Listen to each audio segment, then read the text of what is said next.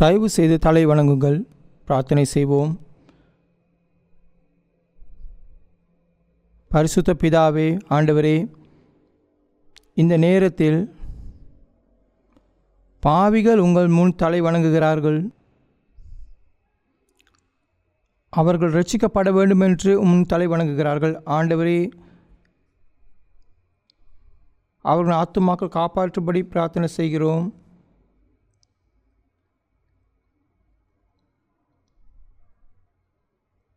இந்த உலகம் ஏற்கனவே தன் முடிவை நெருங்கி வருகிறது. உங்கள் இரண்டாவது வருகைக்கான நேரம் நெருங்கி வருகிறது. அவர்கள் இவ்வுலகில் இதுவரை வாழ்ந்ததால் அவர்கள் இருதயங்கள் உண்பதும் குடிப்பதும் வாங்குவதும் விற்பதும் விதைப்பதும் வீடு கட்டுவதும் திருமணம் செய்து கொள்வதும் பிற விடயங்கள் முழு கவனம் செலுத்தியது. அவர்கள் தங்கள் ஆவிகள் உயிருடன் இருக்கிறதா அல்லது இறந்து விட்டதா என்று அறியாமல் தங்கள் வாழ்க்கையை வாழ்கிறார்கள். ஆனால் இப்பொழுது வேதாமத்தின் வார்த்தைகள் மூலம் வேதாம் உண்மை என்று உங்கள் திட்டம் நிறைவேறுகிறது என்று தெரிந்து கொண்டார்கள். அவர்கள் இப்பொழுது முன் பணிவுடன் தலை வணங்குவதால் அவர்களின் ஆவிகள் மீது இரக்கம் காட்டுவீர்களாக. அவர்களுக்கு திறக்கப்பட்டுள்ள வேதாம் வார்த்தைகள் மூலம் அவர்கள் உண்மை உணர்ந்து ரட்சிக்கப்படவும் நாங்கள் மனதார வேண்டிக் கொள்கிறோம். நீங்கள் அவர்களுக்கு சொல்வதை அவர்கள் கேட்கும்படி அவர்களின் இருதயங்களை உமது வார்த்தையின் பக்கம் இழுக்கும்படி நாங்கள் ஜெபிக்கிறோம். இவை அனைத்தையும் இயேசுவின் நாமத்தினால் வேண்டுகிறோம். ஆமேன். நாங்கள் யோவான் 1 அதிகாரத்துக்கு திருப்புவோம்.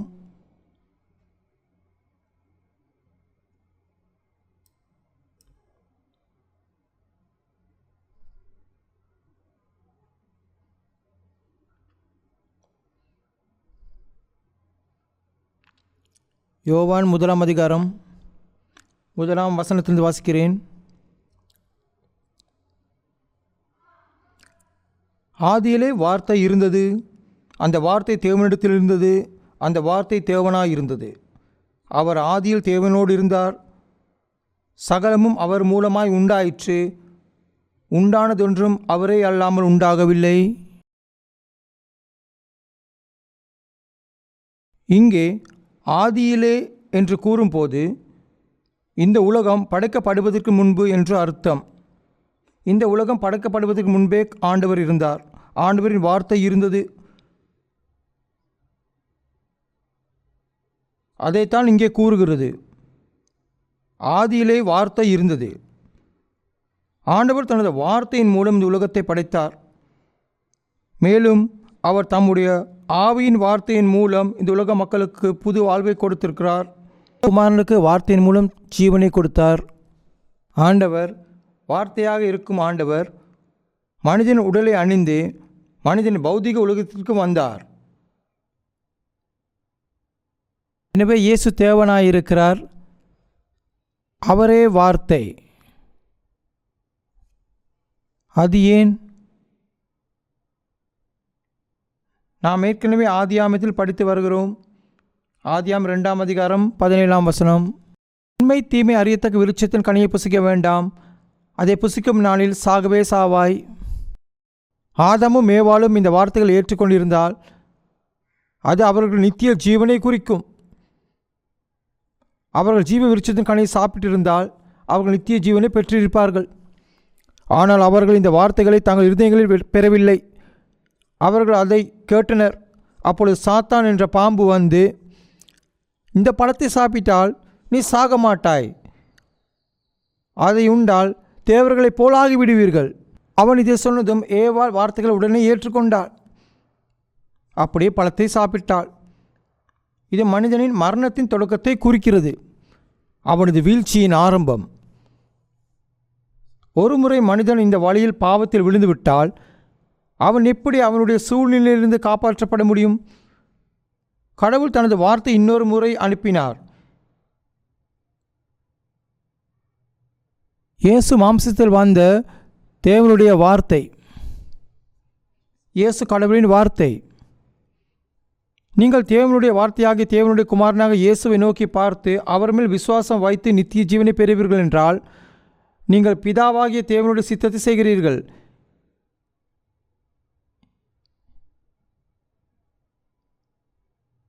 எங்களின் ஒரு கேள்விக்கான பதிலை இங்கே காணலாம். நீங்கள் நித்திய ஜீவனை பெற்றால் நீங்கள் தந்தையின் சித்தத்தை செய்கிறீர்கள்.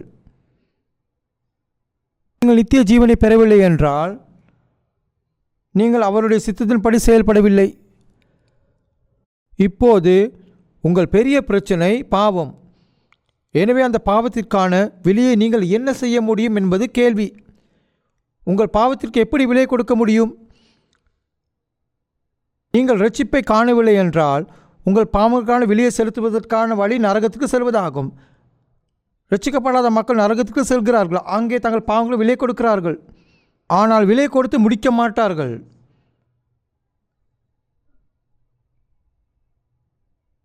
ஆனால் உங்கள் பாவங்களுக்கு விலை கொடுக்க ஒரு வழி இருக்கிறது. எபிரேயர் அதிகாரம் 9க்கு திருப்பவும்.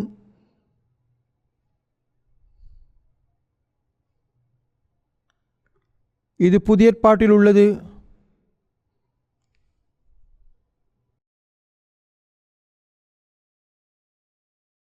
எபிரேயர் 9ஆம் அதிகாரம் 22ஆம் வசனம்.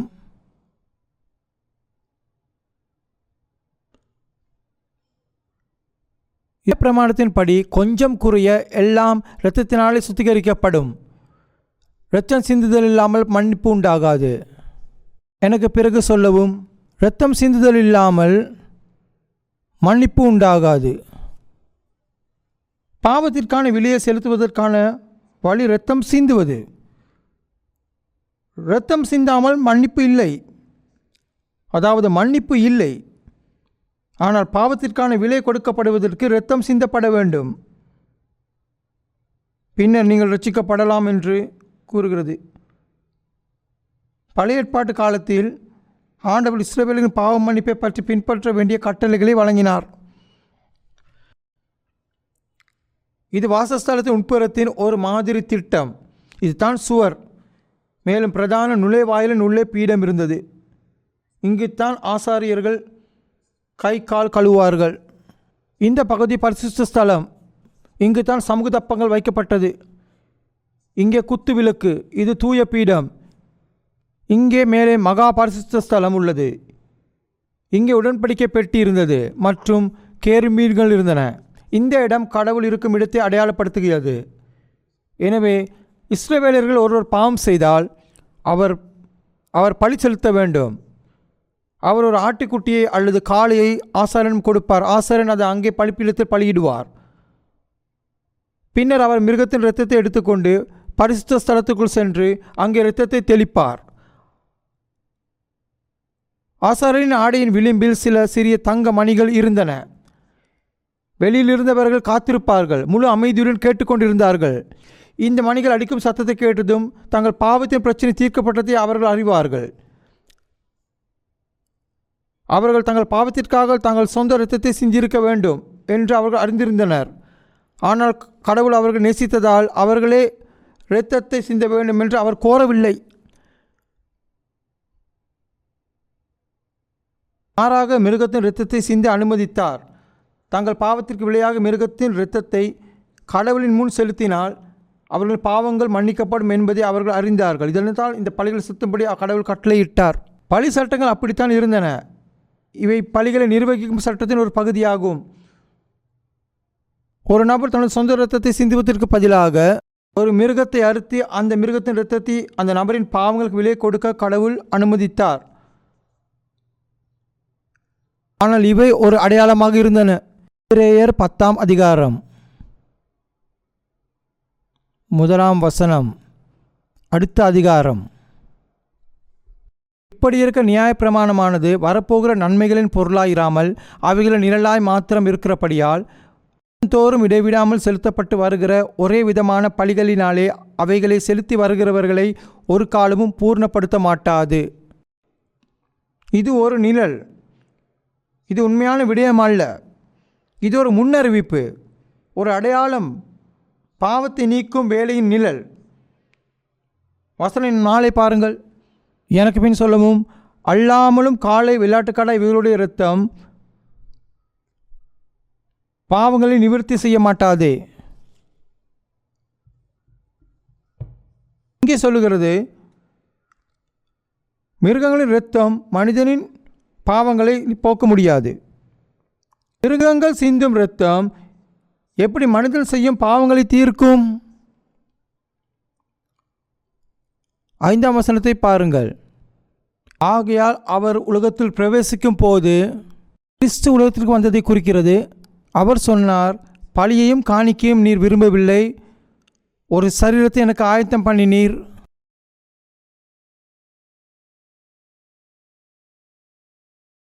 ஒரு மிருகத்தின் உடல் அல்லாத ஒரு உடல் தயார் செய்யப்பட்டுள்ளது. அதன் இரத்தம் என்னிடத்தில் சிந்தப்படலாம்.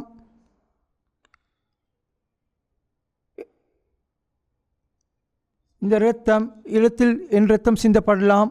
மேலும் இந்த உடல் இயேசுவின் உடல்.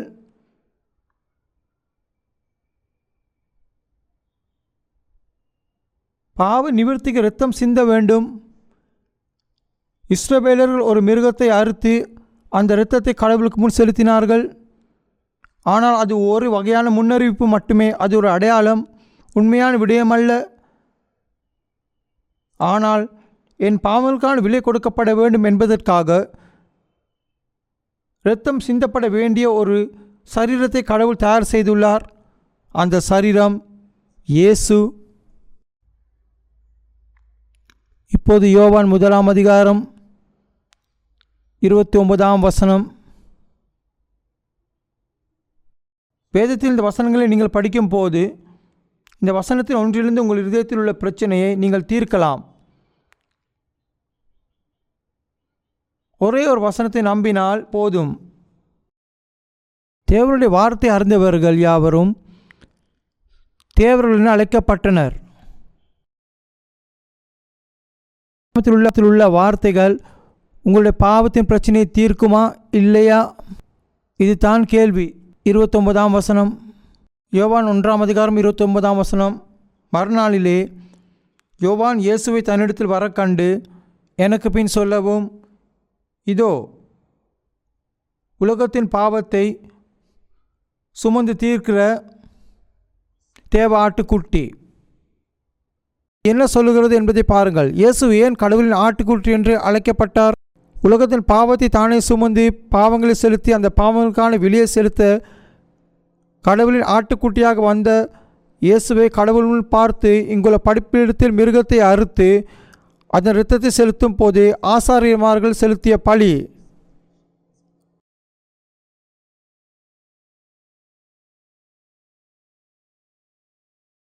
இதோ உலகத்தின் பாவத்தை சுமந்து தீர்க்கிற தேவ ஆட்டுக்குட்டி. இந்த பலிப்பீடம் சிலுவையை குறிக்கிறது. இது சிலுவை. ஏன் இயேசு சிலுவையில் இரத்தம் சிந்தினார்? இதோ உலகத்தின் பாவத்தை சுமந்து தீர்க்கிற தேவ ஆட்டுக்குட்டி. உலக மக்களின் பாவத்தை அனைத்தையும் தன் மீது சுமந்து கொண்டார். சிலுவையில் சுமந்தார். சிலுவையில் இயேசு ஆதாமின் பாவங்கள் முதல் உலகின் கடைசி நாளில் கடைசி நபரின் பாவங்கள் வரை அனைத்தையும் மக்களின் அனைத்து பாவங்களையும் ஏற்றுக்கொண்டார். இதனால தான் சிலுவையில் இரத்தம் சிந்தினார். இதன் பொருள் என்ன? இந்த வழியில் அவர் உங்கள் மற்றும் என்னுடைய பாவங்களுக்கு விலை கொடுக்கிறார். நம் இடத்தில் பாவத்திற்கு விலை கொடுத்தார். இப்போது 2 கொரிந்தியர் 5ஆம் அதிகாரம்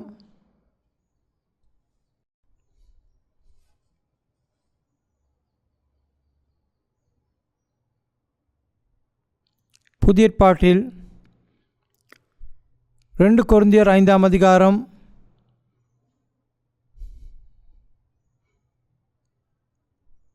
நான் 19 வாசிக்கிறேன்.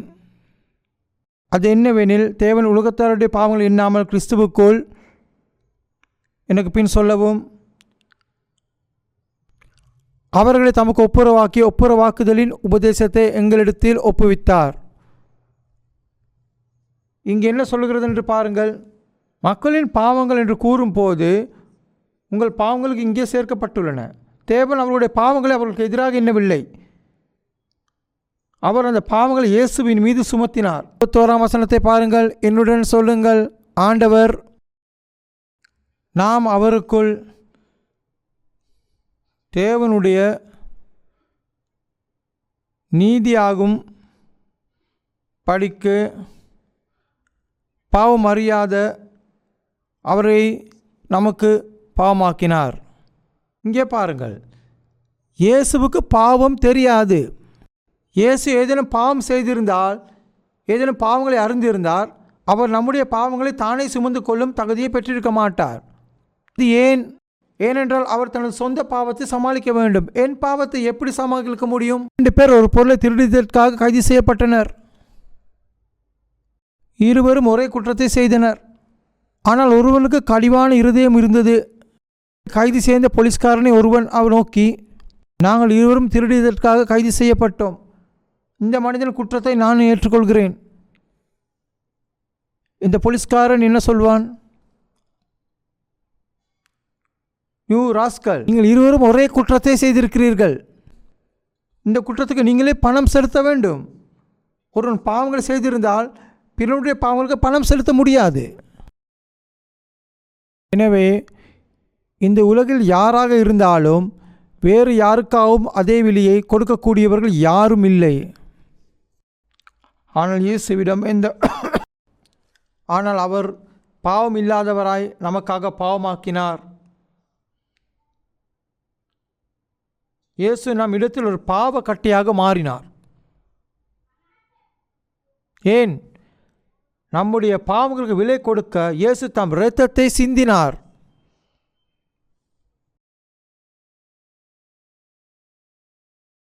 மத்தேயு சுவிசேஷம் 20ஆம் அதிகாரம்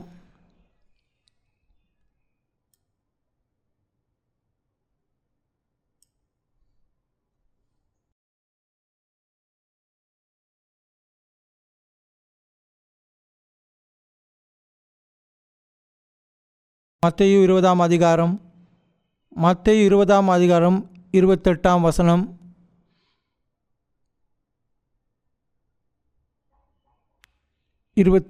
வசனம்.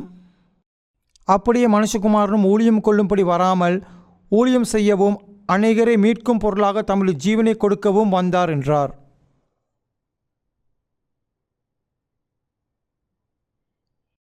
மனுஷகுமாரன் இயேசு இந்த உலகத்துக்கு வந்தார். அவர் சேவை செய்ய வரவில்லை, ஆனால் அழிவுக்கு விதிக்கப்பட்ட பாவிகளுக்கு சேவை செய்ய வந்தார். இயேசு தம் உயிரை பலரை மீட்கும் பொருளாக கொடுத்தார். உயிருக்கு ஈடாக விலை கொடுக்க வந்தவர் மனிதனை காப்பாற்ற வந்தார். இயேசு ஏன் இவ்வுலகிற்கு வந்தார்? அநேகரை மீட்கும் பொருளாக தமது ஜீவனை கொடுக்க வந்தார். அதைத்தான் இங்கே சொல்கிறது. எனவே இயேசு வழங்கிய இந்த முறை இல்லாவிட்டால் நாம் பாவங்களுக்கு விலை கொடுக்க வழி இருக்காது. நம்முடைய பாவங்களை விலை கொடுக்க வழி இல்லை.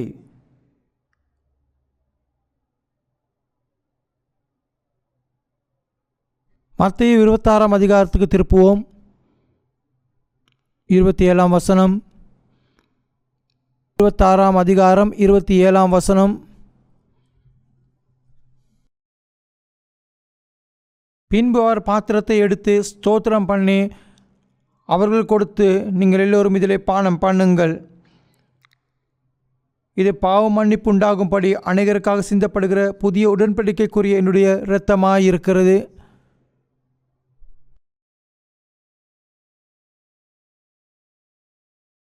கடைசி ராப்போசனத்தின் போது இயேசு முதலில் சிறிது அப்பத்தை பிட்டு பின்னர் திராட்சை கோப்பை எடுத்து தம்முடைய சீடர்களுக்கு கொடுத்தார். அதை குடிக்க சொன்னார். அவர் இதை செய்யும் போது, இது உங்களுக்காக நான் சிந்திய என் இரத்தம், இது என்னுடைய உடன்படிக்கையின் இரத்தம். உடன்படிக்கை என்பது ஒரு வாக்குறுதி. பாவ மன்னிப்பு என்ற வாக்குறுதியை உள்ளடக்கிய இரத்தம் இது என்று அவர் கூறினார். இயேசு சொன்னது இதுதான்.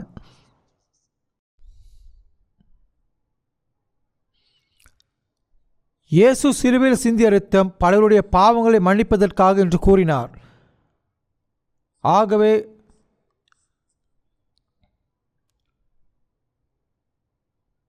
உடன்படிக்கையின் இரத்தம் என்று அவர் சொன்னபோது இதன் அர்த்தம் என்ன? வாக்குறுதி என்பது ஒரு வகையான ஒப்பந்தம். பழைய ஏற்பாடு என்பது தேவன் மனிதருக்கு நியாய பிரமாணத்தின் மூலம் கொடுத்த வாக்கு தத்தம். ஆனால் சட்டத்தின் வாக்குறுதியால் மனிதன் ரட்சிக்கப்பட முடியாது. புதிய ஏற்பாடு என்பது புதிய வாக்குறுதியை குறிக்கிறது. அந்த புதிய வாக்குறுதி இயேசுவின் இரத்தத்தின் மூலம் மன்னிக்கப்படும் வாக்குறுதியாகும். இது புதிய வாக்குறுதி. எனவே நாம் ஒரு வீட்டை வாங்கும் போது அல்லது விற்கும் போது ஆவணங்கள் எழுதப்படுகின்றன இல்லையா? அனைத்து ஆவணங்களும் தயாராக உள்ளன. கடைசியாக என்ன சேர்க்க வேண்டும்? உங்கள் தனிப்பட்ட முத்திரை இல்லையா? அமெரிக்காவில் அவர்கள் கையெழுத்து எழுதுகிறார்கள். ஆனால் கொரியாவில் இந்த ஆவணங்களில் தங்கள் தனிப்பட்ட முத்திரை வைத்துவிட்டால் அவற்றை மாற்ற முடியாது. இங்கே இயேசுவின் இரத்தம் வரும்போது இந்த உடன்படிக்கை ஒரு தலைப்பட்சமாக கொடுக்கப்பட்டது. இது தலைப்பட்சமானது. இயேசு தம்முடைய இரத்தத்தை சிந்திய போது அவர் நிபந்தனையின்றி நம்முடைய பாவங்களை மன்னித்தார் என்பதற்கான சான்றாகும். அவருடைய இரத்தம் வாக்குறுதி முத்திரையாக இருந்தது.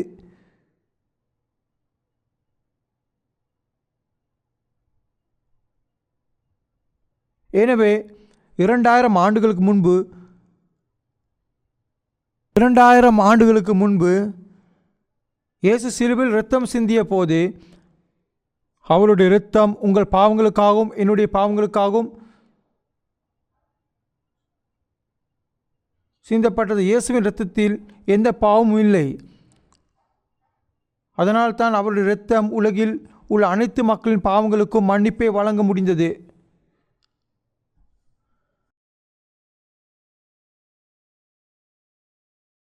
இப்போது ஏசாயா 53 அதிகாரத்துக்கு திருப்புவோம். பழைய ஏற்பாட்டில் உள்ளது. பழைய ஏற்பாட்டில்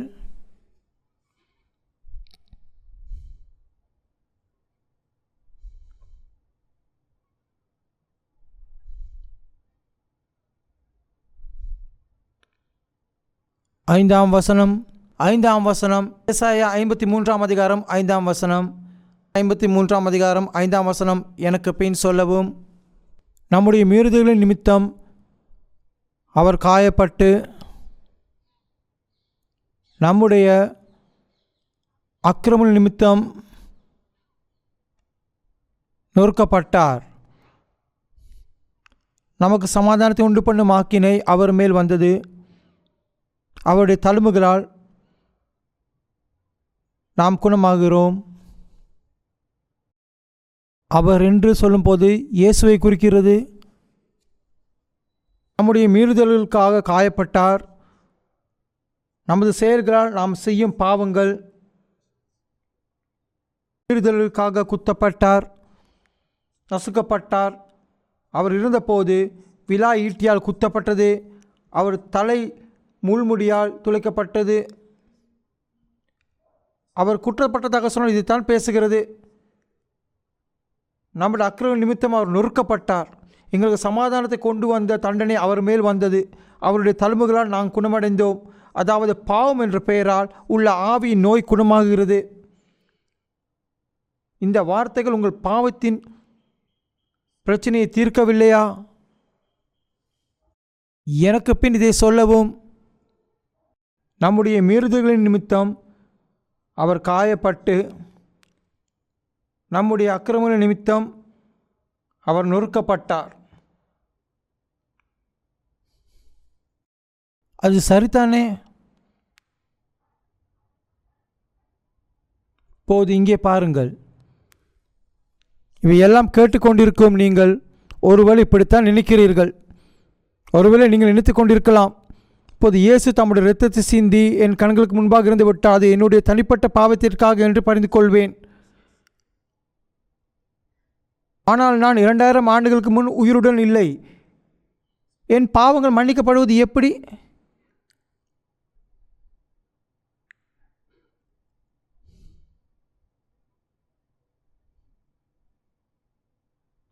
நாம் வேதத்தை வாசிக்கும் போது கடவுளின் பார்வையில் அதை வாசிக்க வேண்டும். அதற்கு என்ன பொருள்? ஆண்டவர் காலத்திற்கும் இடத்திற்கும் அப்பாற்பட்டவர். ஒரு உதாரணம் சொல்லுகிறேன். இது ஒரு பூச்சி என்று வைத்துக்கொள்வோம். இந்த பூச்சி இங்கே வரை நடக்கப் போகிறது. அது நீண்ட நேரம் எடுக்கும். ஒரு பூச்சி இங்கிருந்து இங்கு செல்ல மிக நீண்ட நேரம் எடுக்கும். ஆனால் என்னை பொறுத்தவரை அந்த 2 இடங்களையும் ஒரே நேரத்தில் பார்க்க முடிகிறது. நான் அனைத்தையும் ஒன்றாகவே பார்க்கிறேன். ஆரம்பம் மற்றும் முடிவு அனைத்தையும் ஒரே நேரத்தில் பார்க்கிறேன். இதே ஆண்டவர் என்றால் அவர் இந்த ஆரம்பம் முடிவு அனைத்தையும் ஒரே நேரத்தில் பார்க்க முடியும். ஏனெனில் கடவுள் நித்தியமானவர். கடவுள் நேரம் மற்றும் இடத்திற்கு அப்பாற்பட்டவர் என்பதால் இதையெல்லாம் ஒரே நேரத்தில் பார்க்கிறார். 2000 ஆண்டுகளுக்கு முன்பு இயேசு இரத்தத்தை சிந்திய போது இதை உபத்திரவத்தின் காலம் என்று எடுத்துக்கொண்டால் இந்த நேரத்தில் நாம் வாழ்கிறோம். உதாரணமாக சியோலில் 2000 வருடங்கள் வாழ்வார் என்று கடவுள் முன்பே அறிந்திருந்தார். இயேசுவின் சிலுவையில் அறையப்பட்ட பிறகு அந்த வெவ்வேறு பாவங்கள் யார் செய்வார்கள்? இந்த வாழ்க்கையில் நீங்கள் செய்யும் பாவங்கள் 2000 ஆண்டுகளுக்கு முன்பே கடவுளின் முன் தோன்றின.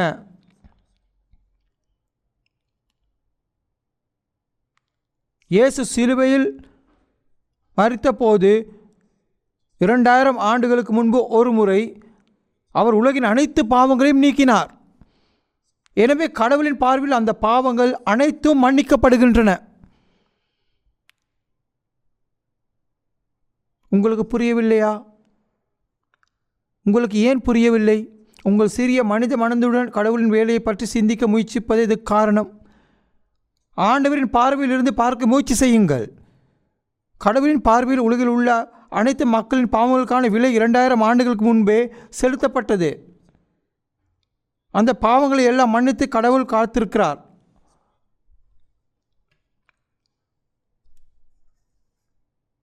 இன்னொரு உதாரணத்தை கருத்தில் கொள்வோம். இதுதான் கடவுள். மேலும் இது ஒரு மனிதன்.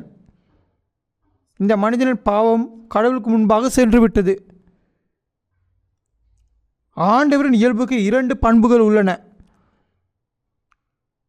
அதில் ஒன்று அன்பு, மற்றொன்று நீதி.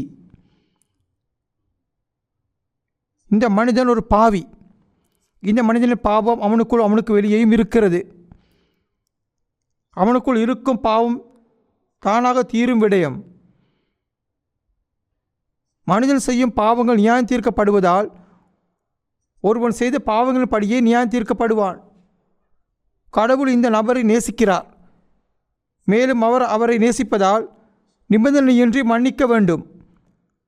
ஆனால் அவர் நிபந்தனையின்றி மன்னிக்கப் போகிறார் என்றால் இந்த பாவம் என்ன? கடவுள் இந்த பாவத்தை மன்னித்தால் அவர் நீதியின் கடவுளாக இருக்க மாட்டார்.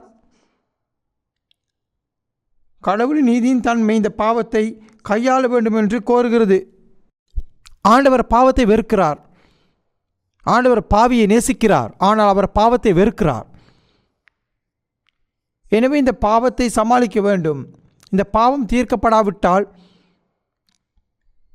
ஆண்டவரின் அன்பு இந்த பாவியை மன்னிக்க முடியாது. ஆகவே இயேசு நம்முடைய பாவங்களை தன் மீது ஏற்றுக்கொண்டார். இந்த பாவத்தின் நிமித்தம் அவர் சிலுவையில் இரத்தத்தை சிந்தினார். அதனால் அவர் இந்த பாவத்தை நீக்கினார். அவர் பாவியை நேசித்ததால் அவர் இந்த வழியில் மன்னிப்பு வழங்கினார். நீங்கள் அனைவரும் பாவிகள். ஆனால் இயேசு உங்கள் பாவத்தை சிலுவையில் கையாண்டார்.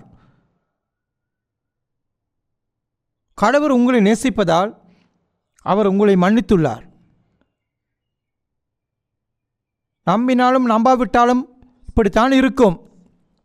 அப்படியானால் எல்லோரும் பரலோகத்திற்கு செல்லலாம். ஆனால் ஏன் எல்லோரும் பரலோகத்திற்கு செல்ல முடியாது? இதை நீங்கள் நம்பினால் மட்டுமே, இந்த உண்மையை நீங்கள் நம்பினால் மட்டுமே நீங்கள் ரட்சிக்கப்படுவீர்கள். நீங்கள் நம்பினால் நீங்கள் ரட்சிப்பை காண்பீர்கள். நீங்கள் நம்பவில்லை என்றால் நீங்கள் ரட்சிப்பை காண மாட்டீர்கள். இது தான் விடயம். இன்னொரு முறை படிப்போம், எனக்கு பின் சொல்லவும். நம்முடைய மீறுதலின் நிமித்தம் அவர் காயப்பட்டு, நம்முடைய அக்கிரமங்களின் நிமித்தம் அவர் நொறுக்கப்பட்டார். நமக்கு சமாதானத்தை உண்டு பண்ணும் ஆக்கினை அவர் மேல் வந்தது. அவருடைய தழும்புகளால் குணமாகிறோம். நாம் எல்லோரும் ஆடுகளைப் போல வழி தப்பி திரிந்து அவன் தன் வழியிலே போனோம். கர்த்தரோ நம்ம எல்லோருடைய அக்கிரமத்தையும் அவர் மேல் விழப்பண்ணினார். இது என்ன சொல்லுகிறது என்று பாருங்கள். அது கூறுகிறது, கர்த்தர் அவர் மீது சுமத்தினார். இது யாரை பற்றி பேசுகிறது? கர்த்தர் தாம் அனைவரின் அக்கிரமத்தையும் அவர் மேல் சுமந்து கொண்டார்.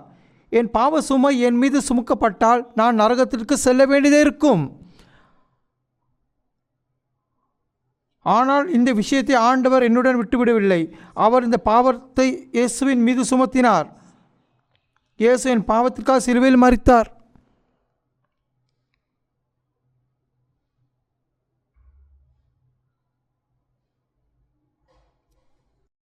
பேதுரு 3ஆம் அதிகாரத்துக்கு திருப்புவோம்.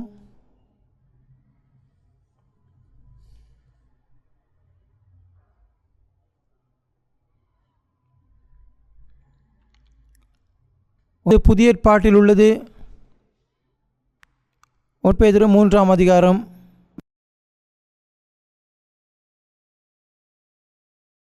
18ஆம் வசனம். 1 பேதுரு 3ஆம் அதிகாரம் 18ஆம் வசனம் நான் வாசிக்கிறேன். ஏனெனில் கிறிஸ்துவும் நம்மை தேவனிடத்தில் சேர்க்கும்படி அநீதியுள்ளவர்களுக்கு பதிலாக நீதியுள்ளவராய் பாவங்கள் நிமித்தம் ஒரு தரம் பாடுபட்டார். இங்கு என்ன சொல்கிறது என்று பாருங்கள். இயேசு நீதியுள்ளவராக இருந்தார். ஆனால் ஒரு நீதிமானாக அவர் அநீதியான பாவிகளுக்காக இருந்தார். பாவியினிடத்தில் இயேசு மரித்தார். அதைத்தான் சொல்கிறது இல்லையா? கிறிஸ்துவும் ஒரு முறை துன்பப்பட்டார். ஒரு முறை கூறுகிறது, ஒரே ஒரு முறை பாவங்களுக்காக ஒரு முறை துன்பப்பட்டார். அநீதியுள்ளவர்களுக்காக நீதிமான்கள்.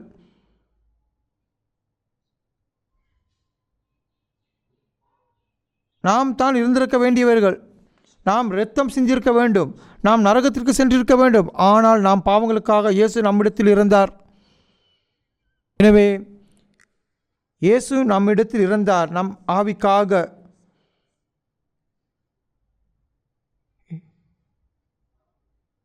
எனவே நாம் இறக்க வேண்டுமா இல்லையா? எனக்கு தெரியாது. நான் என்ன செய்ய வேண்டும் என்று எனக்கு தெரியவில்லை. நிச்சயமாக எங்கள் மாம்சம் இருந்துவிடும். ஆனால் வேதம் எரியும் கந்தகத்தின் அக்னி ஏரியை பற்றி பேசுகிறது. அது 2வது மரணம். இயேசு நரகத்திற்கு இட்டு செல்லும் மரணத்தை வென்றார். எனவே நான் நம்பினால் நரகத்துக்கு இட்டு செல்லும் மரணம் நமக்கு இல்லை. எபிரேயர் 9ஆம் அதிகாரம் 12ஆம் வசனம். எபிரேயர் 9ஆம் அதிகாரம் 12ஆம் வசனம்.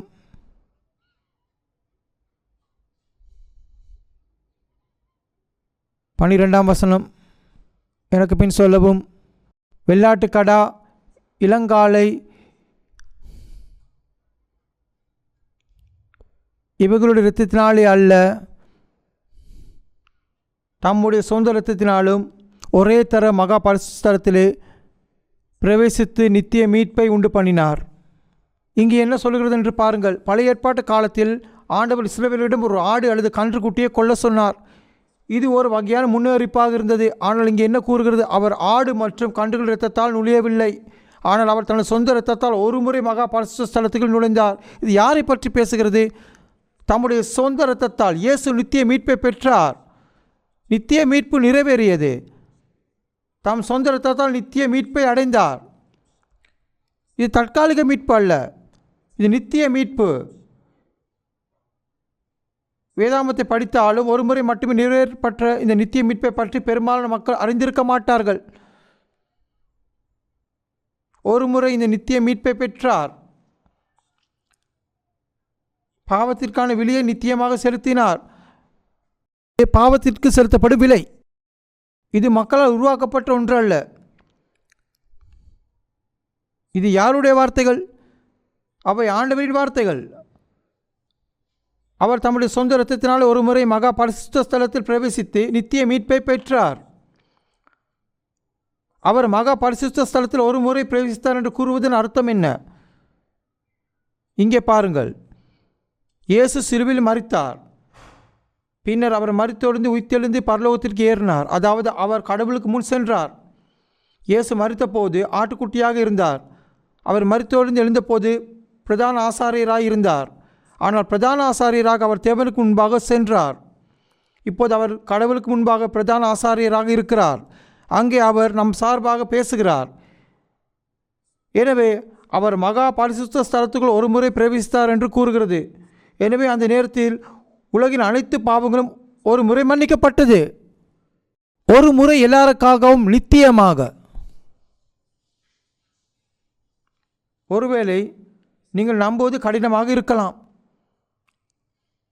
அப்படி ஒரு விடயம் எப்படி சாத்தியமாகும்? எப்படியோ அது புரியவில்லை. நீங்கள் எதிர்பார்த்த பதில் இல்லை. எனவே உங்களால் நம்ப முடியவில்லை. இதை நம்ப முடியாத இறையியல் கலாநிதிகள் கூட இருக்கிறார்கள். அந்த காலத்தில் நான் ஃபார் ஈஸ்ட் ஒளிபரப்பு நிலையத்தில் பணிபுரிந்தேன். ஃபார் ஈஸ்ட் ஒளிபரப்பு நிறுவனம் ஒரு அமெரிக்க மிஷனரி அமைப்பால் முதலில் கம்யூனிஸ்ட் பிளாக்கின் ஒரு பகுதியாக நாடுகளின் நற்செய்தியை பரப்புவதற்காக நிறுவப்பட்டது. அவர்கள் தங்கள் நிகழ்ச்சிகளை பல்வேறு மொழிகளில் ஒளிபரப்பினர். நான் பணிகளுக்கான இயக்குநராக இருந்தேன். கொரிய மொழியில் ஒளிபரப்பப்பட்ட சுவிசேஷ நிகழ்ச்சியை நிர்வகித்தேன். அந்த சமயம் இதை போன்ற ஒரு உபதேசம் செய்தேன். இயேசுவின் இரத்தம் நித்திய மீட்பை ஒருமுறை நிறைவேற்றியது என்று விளக்கினேன். ஆனால் ஒரு நாள் இந்த பிரசங்கத்தை கேட்ட ஒருவர் என் மீது புகார் கொடுக்க வந்தார். அந்த ஒளிபரப்பு நிலையத்தின் குழுவின் தலைவர் ஒரு கொரியர். ஒளிபரப்பு நிலையத்தின் நிர்வாக இயக்குனர் பென்ஸ் என்ற அமெரிக்க மிஷனரி ஆவார். திரு பென்ஸ். மேலும் அவர் ஒரு போதகர். ஆனால் வாரிய தலைவர் என் மீது புகார் அளிக்க பென்ஸிடம் சென்றார். அந்த பாஸ்டர் குவான் ஒரு மத வெறியர். நீங்கள் அவரை வேலையிலிருந்து நீக்க வேண்டும். ஏன் அப்படி சொல்லுகிறாய்? அவர் தனது பிரசங்கத்தில் நாம் ஒருமுறை மன்னிக்கப்பட்டோம் என்று கூறுகிறார். அது மரவெறி. அப்படியானால் கேங், நீங்கள் எதை நம்புகிறீர்கள்? இறையியலில் கலாநிதியாக இருந்தார். மேலும் அவர் கூறினார், ஒருவர் இறக்கும் வரை வருந்த வேண்டும். இந்த வருடமும் அடுத்த வருடமும் அவர் வருந்த வேண்டும். மீண்டும் மனம் திரும்பி இறப்பதற்கு சற்று முன்பு மீண்டும் ஒரு முறை மனம் திரும்ப வேண்டும். அப்படி செய்தால் அவனுடைய பாவங்கள் முற்றிலும் மன்னிக்கப்படும், மேலும் ரட்சிக்கப்படுவான். இதை கேட்ட ரெவரண்ட் பென்ஸ் ஒரு கணம் யோசித்துவிட்டு, அப்படியா? ஆனால் நான் பாஸ்டர் குவானை போல நம்புகிறேன். அவர் அளித்த பதில் இதுதான். இதை கேட்ட நிர்வாக தலைவர் கண்கள் பெரிதாகி, நான் ஏமாந்து விட்டேன் என்றார். உடனே ராஜினாமா கடிதத்தை கொடுத்து விட்டு சென்றார்.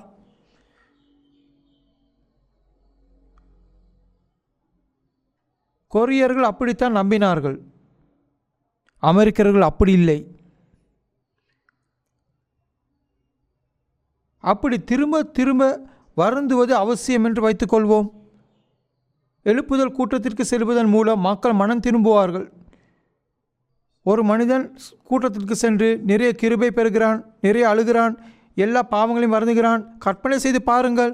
நல்ல அழுகை இருந்தால் தனது இருதயத்தில் நிம்மதியை உணர்கிறார். மேலும் அவருக்குள் கட்டமைக்கப்பட்ட மகா அணு அழுத்தம் அனைத்தும் மறைந்துவிடும். இப்பொழுது கடவுள் தன்னை மன்னித்து விட்டார் என்று எண்ணி துதிப்பாட ஆரம்பித்தார். அவர் என்ன கீதம் பாடுகிறார்? என்னுடைய கடந்த கால பாவங்கள் அனைத்தும் மன்னிக்கப்பட்டுள்ளன.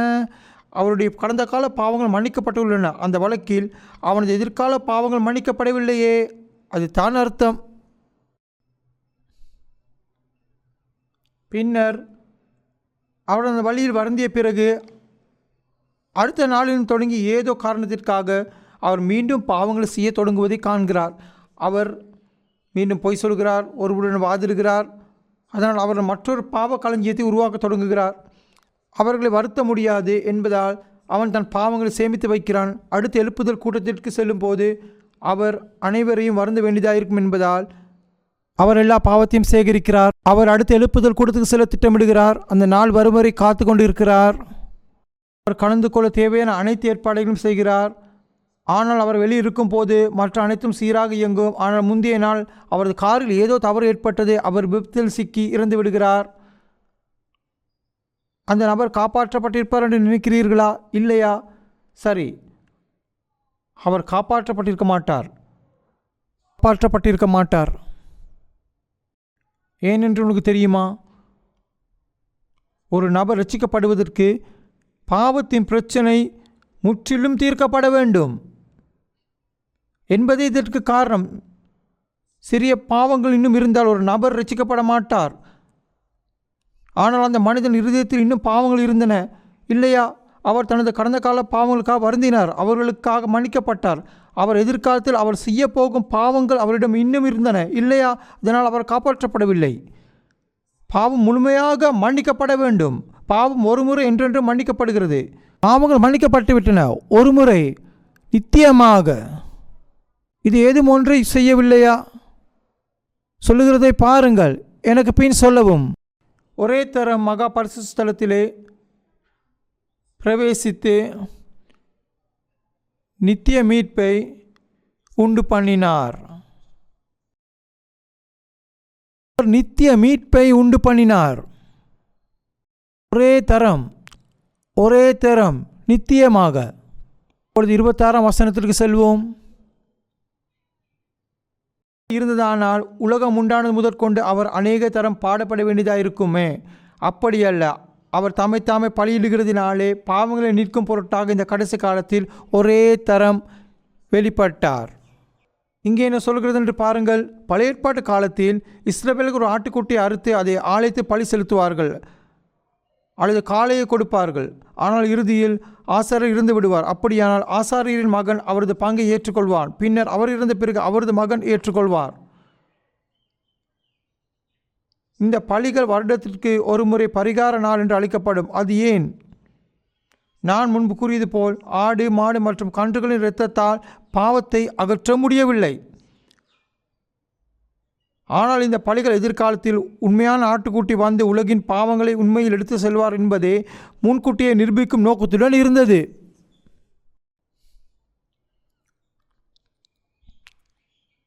ஒரு நபர் மன்னிக்கப்படுவதற்காக ஒவ்வொரு முறையும் ஒரு பாவத்தை மீண்டும் மனம் திரும்ப வேண்டும் என்றால் இயேசுவும் பல முறை இருந்திருக்க வேண்டும்.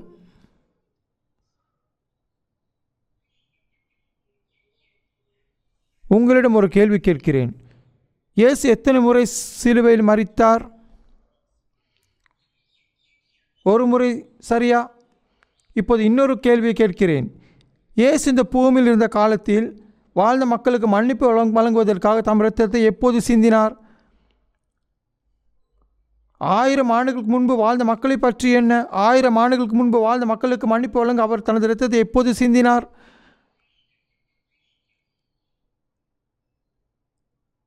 அப்படியான இன்று வாழும் மக்களின் மன்னிப்புக்காக இயேசு எப்போது இரத்தம் சிந்தினார்?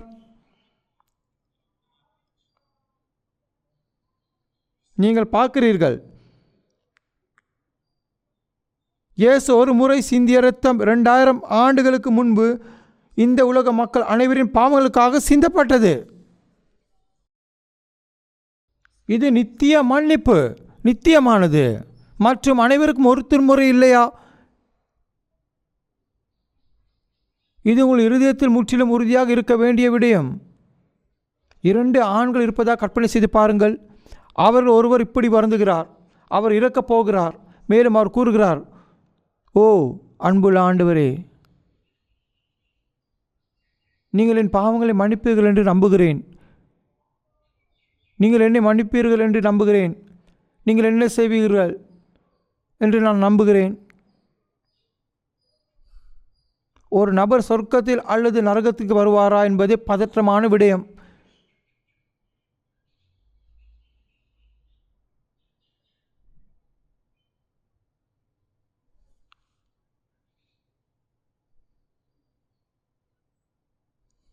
இந்த நபர் மன்னிக்கப்படுவார் என்று நம்புகிறார்.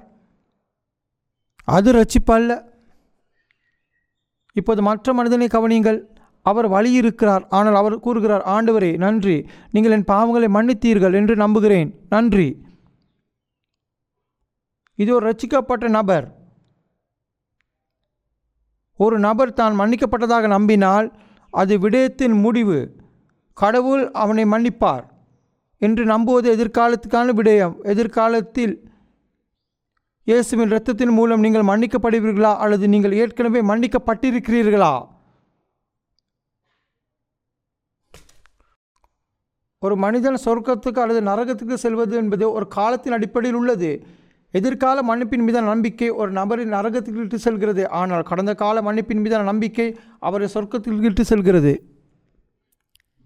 இப்பொழுது 26ஆம் வசனம். உலகம் உண்டானது முதற்கொண்டு அவர் அநேக தரம் பாடுபட வேண்டியதாக இருக்கும். அப்படியல்ல, அவர் தாமே பழியிடுகிறதுனாலே பாவம் நினைக்கும் பொருட்டாக கடைசி காலத்தில் ஒரே தரம் வெளிப்பட்டார்.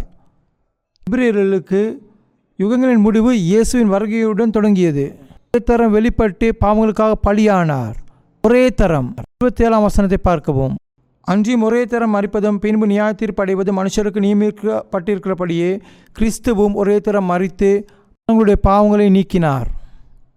கிறிஸ்துவும் அனைவருடைய பாவங்களை சுமந்து தீர்க்கும்படிக்கு ஒரே தரம் பலியிடப்பட்டு தமக்காக காத்து கொண்டிருக்கிறவர்களுக்கு இரட்சிப்பை அருளும் படிக்கு இரண்டாம் தரம் பாவம் இல்லாமல் தரிசனமாவார்.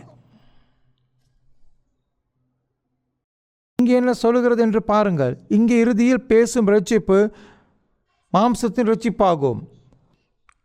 அவர் இரண்டாம் முறை தோன்றுவார். பாவத்தை சுமக்க அல்ல, மாறாக நமக்காக காத்திருப்பவர்கள் இரட்சிப்பை கொண்டு வருவார். பாவத்தை தவிர்த்து இறைவனுக்காக ஆவலுடன் காத்திருக்க வேண்டும். நீங்கள் சொன்னால், என் பாவத்திற்கு நான் என்ன செய்வேன்?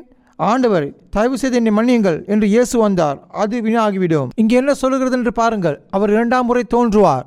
பாவத்தை சுமக்க அல்ல, மாறாக தமக்காக காத்திருப்போருக்கு இரட்சிப்பை கொண்டு வருவார். ஆண்டவரின் வருகைக்காக பாவம் தவிர்த்து காத்திருக்க வேண்டும். எபிரேயர் 10ஆம் அதிகாரம் வசனம் 10. எபிரேயர் 10ஆம் அதிகாரம் வசனம் 10.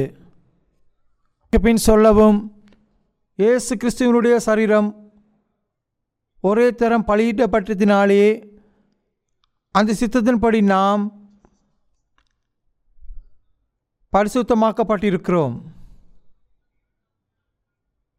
நாம் பரிசுத்தமாக இருப்போம் அல்லது நாம் பரிசுத்தமாக்கப்பட்டோம் என்று சொல்லுகிறதா? நீங்கள் பார்க்கிறீர்களா? இயேசு கிறிஸ்துவின் சரீரத்தை ஒரு முறை காணிக்கையாக செலுத்தியதன் மூலம் நாம் நீதிமான்களாக்கப்பட்டோம். நாம் பரிசுத்தமாக்கப்பட்டோம் என்று கூறினால் என்ன அர்த்தம்? நமது பாவங்கள் மன்னிக்கப்பட்டது என்று அர்த்தம். அதுவே நாம் பரிசுத்தமாக்கப்படுவதற்கான வழி.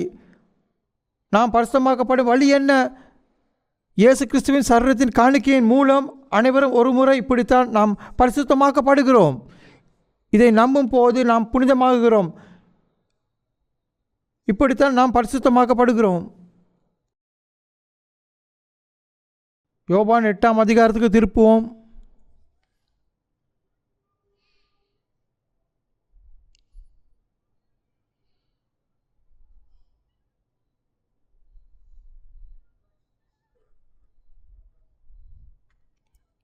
முதலாம் வசனத்திலிருந்து வாசிக்கிறேன்.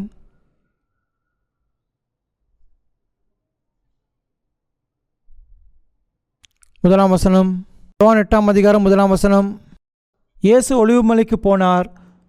மறுநாள் காலையிலே அவர் திரும்பி தேவாலயத்துக்கு வந்தபோது ஜனங்கள் எல்லோரும் அவரிடத்தில் வந்தார்கள். அவர் உட்கார்ந்து அவர்களுக்கு உபதேசம் பண்ணினார்.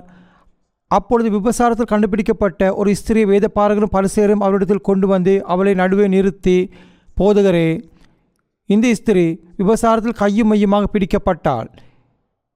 இப்படிப்பட்டவர்களை கல்லெறிந்து கொள்ள வேண்டுமென்று மோசேயின் நியாயப்பிரமாணத்தில் நமக்கு கட்டளையிட்டிருக்கிறேன். நீர் என்ன சொல்கிறீர் என்றார். அவர் மேல் குற்றம் சுமத்துவதற்கான காரணம் உண்டாகும் பொருட்டு அவரை சோதிக்கும்படி இப்படி சொன்னார்கள். இயேசுவோ குனிந்து விரலினால் தரையிலே எழுதினார். அவர்கள் ஓயாமல் அவரை கேட்டுக்கொண்டிருக்கையில் அவர் நிமிர்ந்து பார்த்து, உங்களில் பாவம் இல்லாதவன் இவர் மேல் முதலாவது கல்லெறிய கடவன் என்று சொல்லியும் அவர் மறுபடியும் குனிந்து தரையிலே எழுதினார். அவர்கள் அதை கேட்டு தங்கள் மனசாட்சியில் கடிந்து கொள்ளப்பட்டு பெரியோர் முதல் சிறியோர் வரைக்கும் ஒவ்வொருவராய் போய்விட்டார்கள். இயேசு தனித்திருந்தால் அந்த ஸ்திரீ நடுவே நின்றாள். இயேசு நிமிர்ந்த அந்த ஸ்திரீயை தவிர வேறொருவரையும் காணாமல், ஸ்திரீயே, உன்மேல் குற்றம் சாட்டினவர்கள் எங்கே? ஒருவனாகிலும் உன்னை ஆக்கினைக்குள்ளாக தீர்க்கவில்லை என்றார். ஆண்டவரே, இல்லை என்றார். இயேசு அவரை நோக்கி, நானும் உன்னை ஆக்கினைக்குள்ளாக தீர்க்கதில்லை, நீ போ, இனி பாவம் செய்யாதே என்றார்.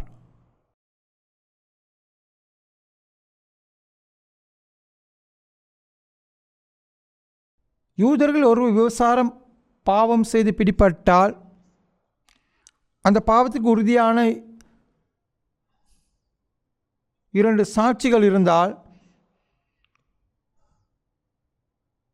குற்றவாளி வெளியே எடுத்து செல்லப்பட்டு கல்லெறிந்து கொல்லப்படுவார்கள். இயேசுவின் காலத்தில் ஒரு நாள் அவர் தேவாலயத்தில் கற்பித்துக் கொண்டிருந்தார்.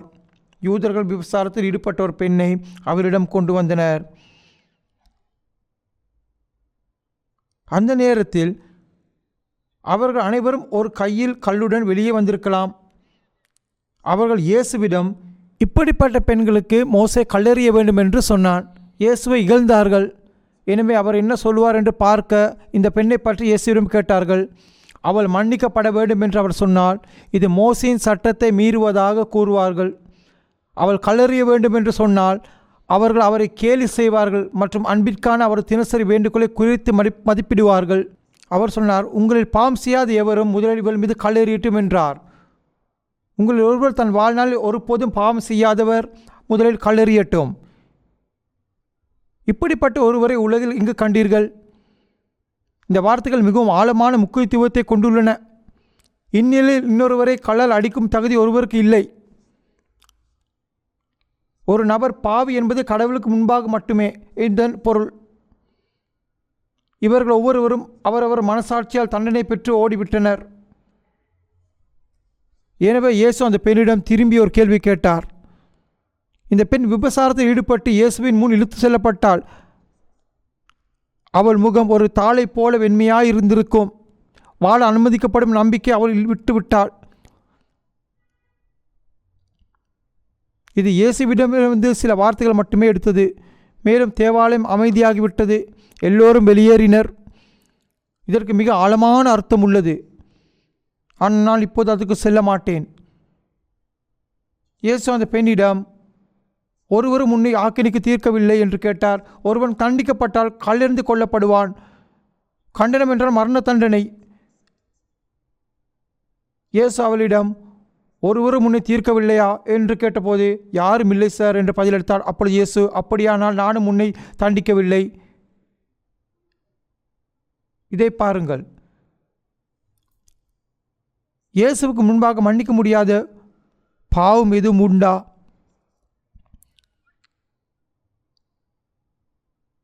இந்த பெண் விபசாரத்தில் சிக்கியிருந்தாள்.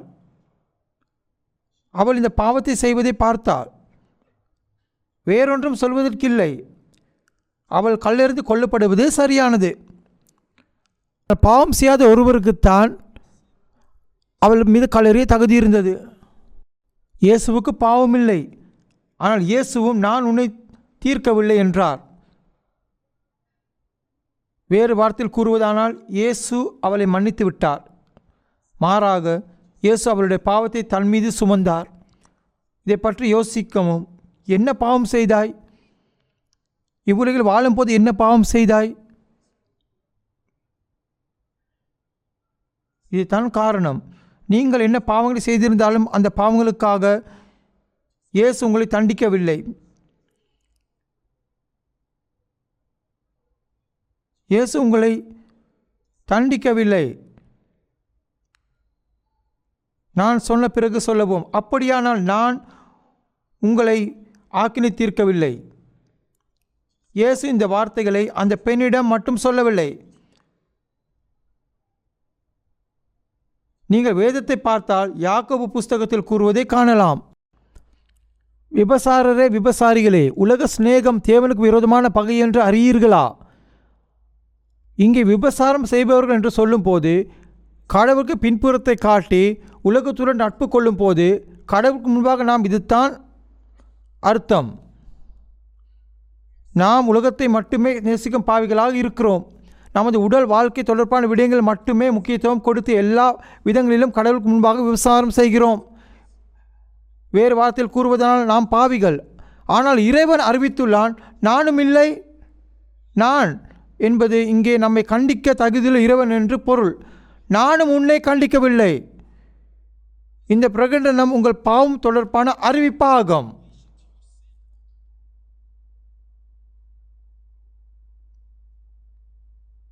இப்போது லூக்கா 15ஆம் அதிகாரத்துக்கு வருவோம்.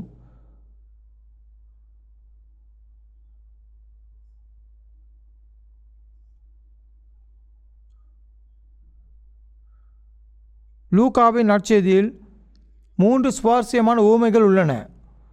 3வது ஊமை இழந்த மகனை தேடும் தந்தையின் கதை. இந்த ஊமைகள் இங்கே பதிவு செய்யப்பட்டுள்ளன. இந்த ஊமைகள் 3வதாக நான் மகனை தேடிய தந்தையின் கதையை படிப்போம். வசனம் 11. பின்னும் அவர் சொன்னது, ஒரு மனுஷனுக்கு 2 குமாரர் இருந்தார்கள். அவர்கள் இளையவன் தகப்பனை நோக்கி, தகப்பனே, ஆஸ்தியில் எனக்கு வரும் பங்கு எனக்கு தர வேண்டும். அந்தப்படி அவன் அவர்களுக்கு தன் ஆஸ்தியை பங்கிட்டு கொடுத்தான். சில நாட்களுக்கு பின்பு இளைய மகன் எல்லாவற்றையும் சேர்த்து கொண்டு தூர தேசத்துக்கு புறப்பட்டு போய் அங்கே துன்மார்க்கமாக ஜீவனம் பண்ணி தன் ஆஸ்தியை அழித்து போட்டான். எல்லாவற்றையும் அவன் செலவழித்த பின்பு அந்த தேசத்திலே கொடிய பஞ்சம் முடியாயிற்று. அப்பொழுது அவன் குறைவுபட தொடங்கி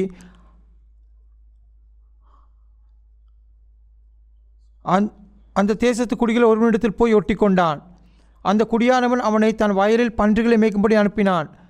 அப்பொழுது பன்றிகள் தின்கிற தவட்டினாலே தன் வயிற்றை நிரப்ப ஆசையாயிருந்தான். ஒருவனும் அதை அவனுக்கு கொடுக்கவில்லை. அத்தோடு நிறுத்திவிட்டு கதையின் இந்த பகுதியை முதலில் கருத்தில் கொள்வோம். இந்த ஊமையில் ஒரு தந்தை இருக்கிறார். அவருடைய 2 மகன்கள் உள்ளனர். தந்தை என்பது ஆண்டவருக்கு அடையாளம். 2 மகன்கள் உள்ளனர். ஒரு வரலாற்று கண்ணோட்டத்தில் இந்த மகன்கள் ஒருவர் யூதர்களை பிரதிநிதித்துவப்படுத்துகிறார். யூதர்கள் மூத்த மகனால் பிரதிநிதித்துவப்படுத்துகிறார்கள். பின்னர் இளைய மகன் புறஜாதிகளை குறிப்பிடப்படுகிறான். ஆனால் இங்கே அவர் பாவிகளை பிரதிநிதித்துவப்படுத்துகிறார். வேறு வார்த்தையில் கூறுவதானால், கடவுளை நம்பாத மற்றும் அவரிடம் வெகு தூரம் சென்ற அந்த பாவிகளை அவர் பிரதிநிதித்துவப்படுத்துகிறார். அவர் ஆண்டவரை நம்பி இரட்சிக்கப்படாதவர்களையும் அவர் பிரதிநிதித்துவப்படுத்துகிறார். இவை இளைய மகனால் குறிப்பிடப்படுகின்றன. இவனே கெட்ட குமாரன். இந்த இளைய மகன் தன் தந்தையை கேவலப்படுத்த ஆரம்பித்தான். எனது சொத்தில் எனக்கு பங்கு கொடுக்க முடியாதா? அவர் தனது தந்தையை இவ்வாறு கேவலப்படுத்தினார். ஆனால் தந்தை விட்டு கொடுத்தார்.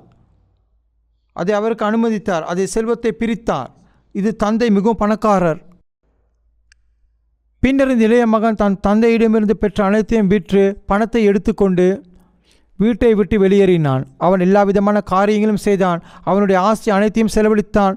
மேலும் அவன் ஒரு பிச்சைக்காரனை போல் ஆனான். ஆனாலும் பசியாலும் உணவு வாங்க பணமில்லாதவனாலும் அந்த பகுதியில் உள்ள வீட்டிற்கு சென்று பன்றி மேய்க்கும் தொழிலாளி ஆனான். பன்றிகளை பராமரித்து வந்தான். இதற்கெல்லாம் என்ன அர்த்தம்? இதுவரைக்கும் நீ பன்றி மேய்ப்பவனாக இருந்தாய்.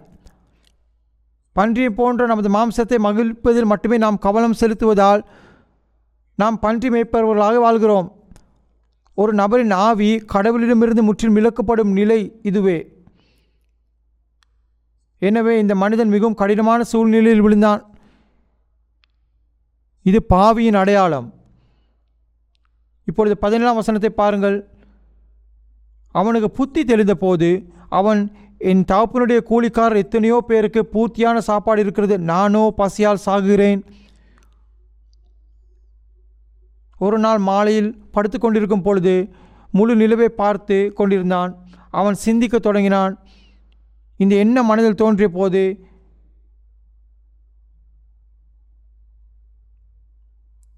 எனது சொந்த ஊருக்கு திரும்பி அவர் எவ்வளவு தவறு செய்தார் என்பதை உணர்ந்தான். மேலும் அவன் நினைத்தான், வீட்டில் எல்லா கூலி வேலைக்காரர்களும் சாப்பிடுவதற்கு நிறைய ஆகாரம் இருக்கிறது. ஆனால் இப்போது என்னை பற்றி என்ன பசிக்கிறது? பன்றிகள் தின்ற காய்களால் வயிற்றை கூட நிரப்ப முடியவில்லையே.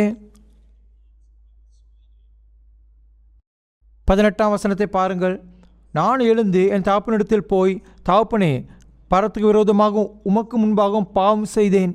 இனிமேல் உம்முடைய குமாரன் என்று சொல்லப்படுவதற்கு நான் பாத்திரன் அல்ல. உம்முடைய கூலிக்காரர் ஒருவனாக என்னை வைத்துக் கொள்ளும் என்பேன் என்று சொல்லி அவன் மனதில் நினைத்து கொண்டான். இனி அவருடைய மகனாக அவரிடம் செல்ல முடியாது. அவருடைய கூலி வேலையாட்கள் ஒருவராக என்னை பயன்படுத்தும்படி நான் கேட்பேன். பசியை தாங்க முடியவில்லை, என்னால் ஒரு கூலி வேலைக்காரனாக பயன்படுத்தும்படி நான் அவரிடம் கேட்கிறேன். இந்த எண்ணங்களோடு அவன் வீடு திரும்பினான். ஆனால் மறுபுறம் தந்தையின் பார்வையை பார்ப்போம். இப்படியே தன் மகன் அவரை விட்டு விலகி வாரிசு பங்கை வாங்கி கொண்டு எல்லாவற்றையும் விட்டு சென்றாலும் அப்பா போகும்போது மகனிடம் ஏதாவது கேட்டிருப்பார். அவர் சொல்லியிருப்பார், நீ எங்கே சென்றாலும் நேர்மையாக வாழு, உண்மையாக இரு, உன்னை குறித்த செய்திகளை அனுப்பு. பின்னர் மகன் வெளியேறினான். மகனை பற்றி எந்த செய்தியும் இல்லை. தந்தை அவனை குறித்து மிகவும் ஏக்கத்துடன் இருந்தார். நன்றாக இருக்கிறானா, வியாபாரம் நன்றாக இருக்கிறதா, ஆனால் எந்த செய்தியும் இல்லை. என்ன நடந்தது என்று தந்தை மிகவும் ஆர்வமாக இருந்தார். ஒருவேளை தன் மகன் தன்னிடம் திரும்பி விடுவானோ என்ற நம்பிக்கையில் காத்திருந்தார். ஒரு நாள் அவருடைய அயல் வீட்டுக்காரர் ஒருவர் வந்து சொன்னார், இது பயங்கரமாக இருக்கிறது, ஏன், என்ன நடந்தது? ஒருவர் நகரத்துக்கு சென்றிருந்தார். உம்முடைய மகன் இப்பொழுது ஒரு பிச்சைக்காரனாகிவிட்டான் என்று சொன்னார். தனது பணத்தை எல்லாம் செலவழித்து விட்டான். இப்பொழுது பிச்சைக்காரனாகிவிட்டான். பணக்காரனுடைய வீட்டிலே பன்றிகளை மேய்த்து கொண்டிருக்கிறான்.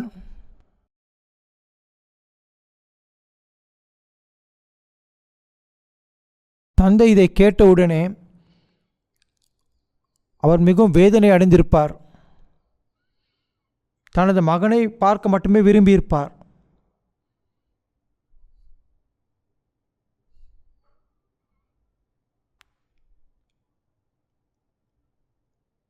அதனால் அவர் தினமும் தனது வீட்டின் பிரதான வாயிலுக்கு வெளியே சென்று அங்கே அமர்ந்து பாதையை பார்த்து கொண்டு தன் மகன் வருவதற்காக காத்திருந்திருப்பார். அடிவானத்தில் யாராவது தோன்றினால் அவர் தனது மகனா என்று கவனமாக பார்த்திருப்பார். ஆனால் இல்லை, மற்றொரு வழிப்போக்கன். பின்னர் மற்றொரு நபர் தோன்றுவார், அதுவும் அவருடைய மகன் அல்ல. இப்படித்தான் அப்பா காத்திருந்தார். இந்த தந்தை மிகவும் பணக்காரர். ஆனால் அவர் தனது மகன் இழந்த செல்வத்தில் ஆர்வம் காட்டவில்லை. அவர் தனது மகனை திரும்ப பெற விரும்பினார். அவர் முழு மனதுடன் விரும்பியதெல்லாம் தன் மகன் தன்னிடம் திரும்பி வர வேண்டும் என்பது தான். பின்னர் ஒரு நாள் அவர் தூரத்தை பார்த்து கொண்டிருக்கும் போது ஒரு பிச்சைக்காரர் தன்னை நோக்கி நடந்து செல்வதை கண்டார். பிச்சைக்காரனுக்கு எந்த பலமும் இல்லை. ஒரு அடியை மற்றொன்றுக்கு முன்னால் வைக்க முடியவில்லை. ஆனால் இது அவருடைய மகன் என்பதை அவர் நடையிலிருந்தே தெரிந்து கொள்ள முடிந்தது. இப்பொழுது 20ஆம் வசனம். எழுந்து புறப்பட்டு தாப்பனிடத்தில் வந்தான். அவன் தூரத்தில் இருக்கும் போதே அவன் வெகு தொலைவில் இருக்கும் போதே அவனது தந்தை அவனை பார்த்தார். அவர் அடையாளம் கண்டு கொண்டார். மேலும் அவர் மீது இரக்கத்தால் நிறைந்தார். அவர் அவனுக்காக வருந்தினார். அவர் தன் மகனிடம் ஓடி அவனை சுற்றி கைகளை வீசி அவனை முத்தமிட்டார். அவனுடைய அப்பா அவனிடம் ஓடி சென்று அவனை கட்டிப்பிடித்து முத்தமிட்டார். யுவர் ஆஸ்கல், திரும்பி வருவதற்கு என்ன இவ்வளவு நேரம் காத்திருந்தாய்? இந்த மகன் அவனுடைய ஆடைகள் பன்றி எருவில் நாற்றம் அடித்திருக்கும். அவன் நீண்ட நேரம் குளித்திருக்க மாட்டான். மேலும் எப்படி பல் துலக்கி இருப்பான். ஆனால் தந்தை அவனை கட்டிப்பிடித்து முத்தமிட்டார். ஒரு தந்தையின் இருதயம் அப்படித்தான்.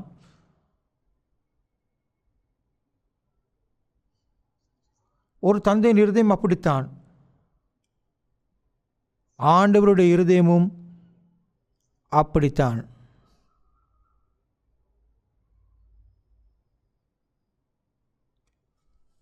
இருபத்தோராம் வசனத்தை பாருங்கள். மகன் தாப்பனை நோக்கி, தாப்பனே, பரத்துக்கு விரோதமாகவும் உமக்கு முன்பாகவும் பாவம் செய்தேன். இனிமேல் உம்முடைய குமார் என்று சொல்லப்படுவதற்கு நான் பாத்திரன் அல்ல என்று சொன்னான். பின்னர் அவர் தனது கூலி வேலையாட்களில் ஒருவராக அவரை திரும்ப அழைத்து செல்லும்படி தனது தந்தையிடம் கேட்க விரும்பினான். ஆனால் தந்தை அவரை மேலும் எதுவும் கூற அனுமதிக்கவில்லை. ஏன் இப்படி முட்டாள்தனமாக பேசுகிறீர்?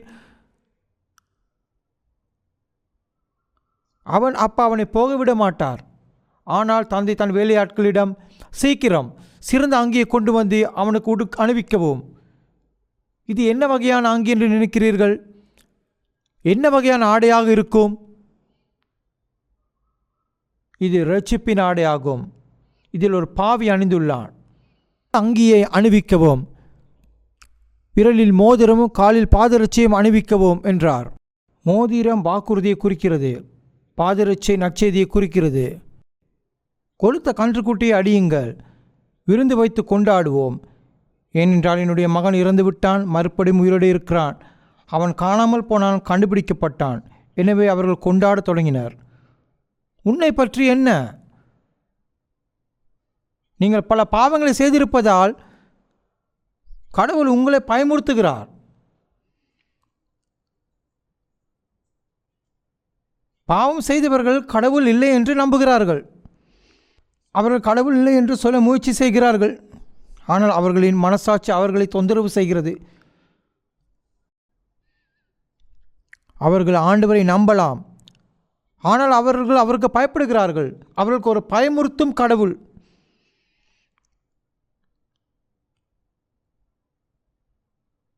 ஆனால் இந்த இளைய மகனுக்கு தன் தகப்பன் மீது எவ்வளவு அன்பு இருக்கிறது என்பது தெரியாதது போல பாவிகளுக்கும் தந்தையாகிய ஆண்டவர் தங்கள் மீது எவ்வளவு அன்பு வைத்திருக்கிறார் என்று தெரியாது.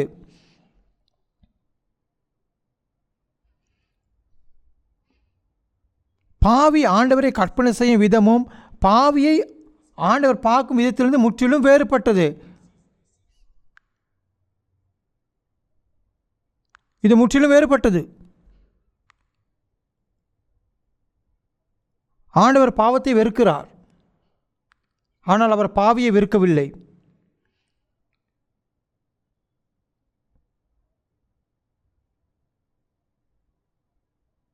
இங்கு தந்தையின் உருவம் ஆண்டவரின் உருவம்.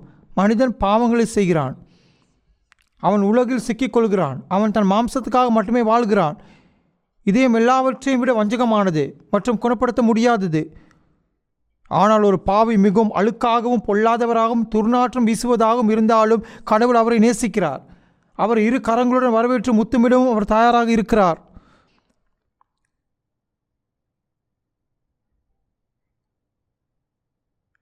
இந்த அன்பு எப்படி வெளிப்படுத்தப்படுகிறது? இயேசு இந்த உலகத்திற்கு வரும்போது அது வெளிப்படுத்தப்பட்டது. பாவிகளை தேடி வந்தார்.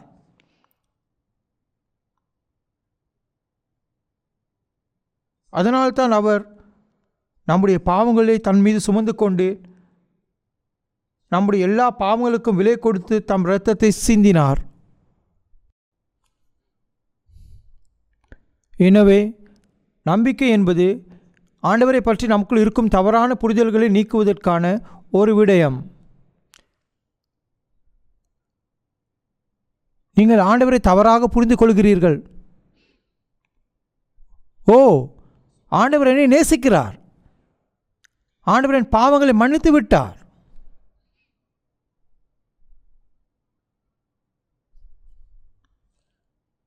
உங்களிடம் ஒரு கேள்வி கேட்கிறேன்.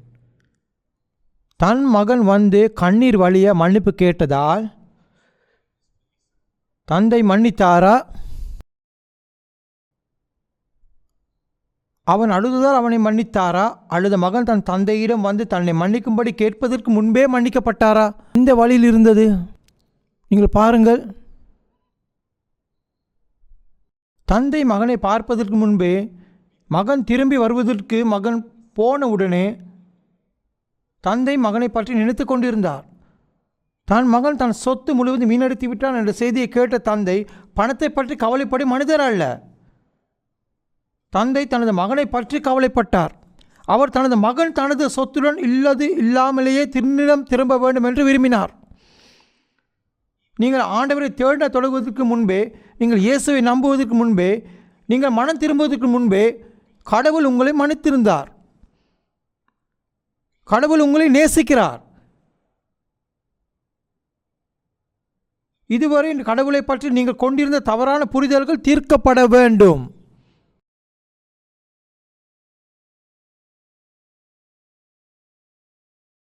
இங்கு மகனை தேடிய தந்தை ஆண்டவர். கெட்ட குமாரனைப் போல நாம் அனைவரும் பாவிகளாக இருந்தோம். கடவுளின் சாயலில் கடவுள் உருவாக்கிய நம் ஆவிகள் அனைத்தும் அழிக்கப்பட்டன, அதாவது அவை விற்கப்பட்டன.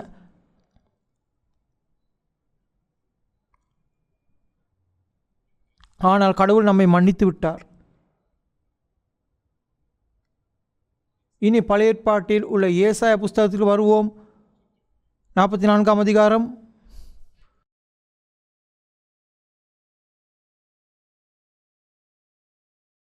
ஏசாயா 44ஆம் அதிகாரம்.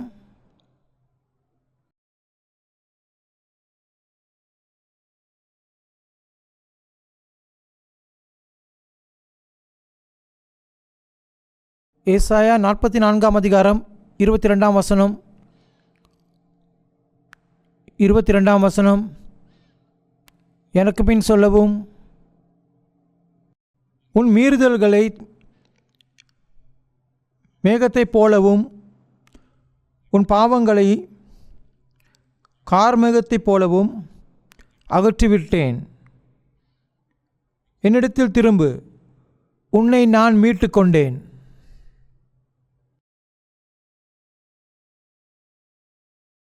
நீங்கள் இங்கே பார்த்தால் உங்கள் பாவங்கள் உங்களுக்கும் கடவுளுக்கும் இடையே ஒரு அடர்ந்த மேகம் போல் உருவாகிவிட்டன என்று அர்த்தம்.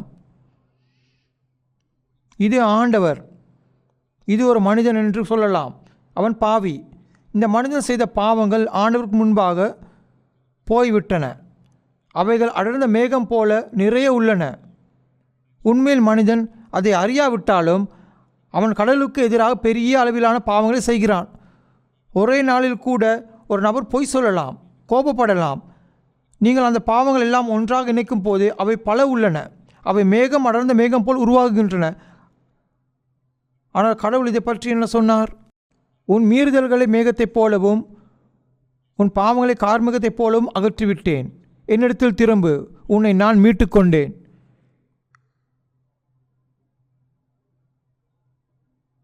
இந்த நாட்களில் இயேசுவை நம்புபவர்கள் பொதுவாக மனம் திரும்பினால் மன்னிக்கப்படுவார்கள் என்று நினைக்கிறார்கள். மனம் திரும்புவது என்பது தங்களுக்கு பாவங்களுக்கான அழுது புலம்புவது, தங்களை மன்னிக்கும்படி கடவுளிடம் அன்றாடுவது என்று நினைக்கிறார்கள். இது மனம் திரும்பலின் ஒரு வடிவமாக இருக்கலாம் என்பது உண்மைத்தான். ஆனால் ஒரு வீதம் மட்டுமே. மனம் திரும்புதல் என்பது பொருள் அதுவல்ல. மனம் திரும்புதல் என்பது கடவுளுக்கு புறம்பான ஒருவன் மீண்டும் முழுவதுமாக திரும்பி கடவுளுக்கு முன்னால் நிற்பது தான். இங்கே என்ன சொல்கிறது பாருங்கள். என்னிடம் திரும்பு, என்னிடம் திரும்பு, என்னிடம் திரும்பு. ஆனால் நாம் அவரிடம் திரும்பும் போது அவர் நம்முடைய பாவங்களை மன்னிப்பார் என்று அர்த்தப்படுகிறதா? அல்லது அவர் ஏற்கனவே நம் பாவங்களை மன்னித்து விட்டாரா? எனவே அவர் நம்மை அவரிடம் திரும்ப சொல்லுகிறார் என்று அர்த்தமா? இங்கே பாருங்கள். இங்கே இந்த பாவி கடவுளிடம் திரும்ப விரும்புகிறார். அவர் கடவுளிடம் செல்ல விரும்புகிறார். ஆனால் அவர் திரும்பினார். ஆனால் அவர் கடவுளிடம் திரும்ப முயற்சிக்கும் போது அவருடைய பாவ வழியை முற்றிலும் தடுப்பதை காண்கிறார். மேலும் அவரால் மேற்கொண்டு செல்ல முடியாது. அவர் கடவுளிடம் செல்ல முடியாது. இவனுக்கு இந்த பாவம் எல்லாம் இருக்கும், அப்புறம் எப்படி கடவுளிடம் போவது? எனவே இப்பொழுது மக்கள் தங்கள் பாவத்திற்காக அழுந்து புலம்பி கடவுளிடம் மன்னிப்பு கேட்கும் போது அவர்கள் விரும்புகிறார்கள் என்று அர்த்தம். அவர் கடவுளிடம் திரும்ப விரும்புகிறார்கள் என்பதற்கு அடையாளம். அவர்கள் அவரிடம் திரும்பிவிட்டார்கள் என்று அர்த்தம் அல்ல. ஆனால் கடவுள் இந்த மனிதனை பார்க்கும் போது அங்கே குவான் என்ற பெயரில் ஒரு மனிதன் இருக்கிறான். அவனிடம் திரும்பி வர விரும்புகிறான். ஆனால் அவனுடைய பாவங்களின் காரணமாக அவனால் வர முடியாது. எனவே இயேசுவை இவ்வுலகிற்கு அனுப்பினார்.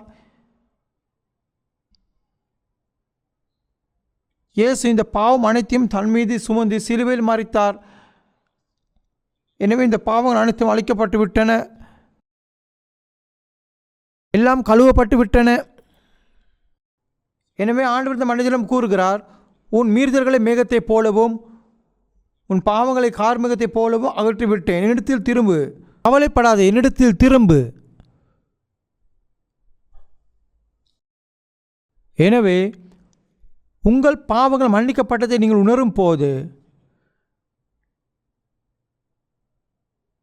நீங்கள் ஆண்டவருக்கு நன்றியுள்ளவர்களாக இருக்கிறீர்கள். அதுதான் மனம் திரும்புதல். இது உண்மையிலேயே ஆண்டவரிடம் திரும்புவதாகும். உங்கள் இருதயத்தில் நீங்கள் உணர்ந்தால், எனவே கடவுள் என் பாவங்களை மன்னித்து விட்டார், நன்றி ஆண்டவரே, அது தான் மனம் திரும்புதல். ஆனால் இதையெல்லாம் ஒரு படி மேலே கொண்டு போக இப்போது நம் பாவங்களை செய்கிறோம். எதிர்காலத்தில் பாவங்களை செய்து கொண்டே இருப்போம். அப்படியானால் அந்த பாவங்களுக்கு நாம் என்ன செய்ய முடியும்? உன் மீறுதல்களை மேகத்தைப் போலவும் உன் பாவங்களை கார்மேகத்தைப் போலவும் அகற்றிவிட்டேன். அகற்றிவிட்டேன் என்பது முற்றிலுமாக அகன்றுவிட்டது. உங்கள் பாவங்கள் முற்றிலும் நீக்கப்பட்டுவிட்டன என்பது அர்த்தம். ஆனால் எனது சொந்த அனுபவத்திலிருந்து ஆராயும் போது இதை என்னால் புரிந்து கொள்ள முடியவில்லை. அது ஏனென்றால் நான் தொடர்ந்து பாவம் செய்கிறேன். இந்த சந்திப்பின் முடிவில் நான் வெளியில் சென்றால் யாரேனும் ஒரு மோசமான தோற்றத்தை கொடுத்தால் எனக்கு கோபம் வந்துவிடும். அதுவும் பாவம்தான். பாவம் இன்னும் என்னுள் துடித்து கொண்டு இருக்கிறது. என் பாவம் எப்படி துடைக்கப்பட்டது? இதுதான் கேள்வி. மக்கள் தங்கள் இதயங்களில் பயப்படுகிறார்கள். ஏனென்றால் அவர்கள் தங்கள் பாவம் துடைக்கப்படும் இந்த கொள்கையை அவர்கள் புரிந்து கொள்ளவில்லை. இங்கே நீங்கள் பார்த்தால், இதோ மிஸ்டர் பிரவுன், இதோ மிஸ்டர் சுமித். திரு பிரவுன் திரு சுமித்துக்கு எதிராக பாவம் செய்துள்ளார்.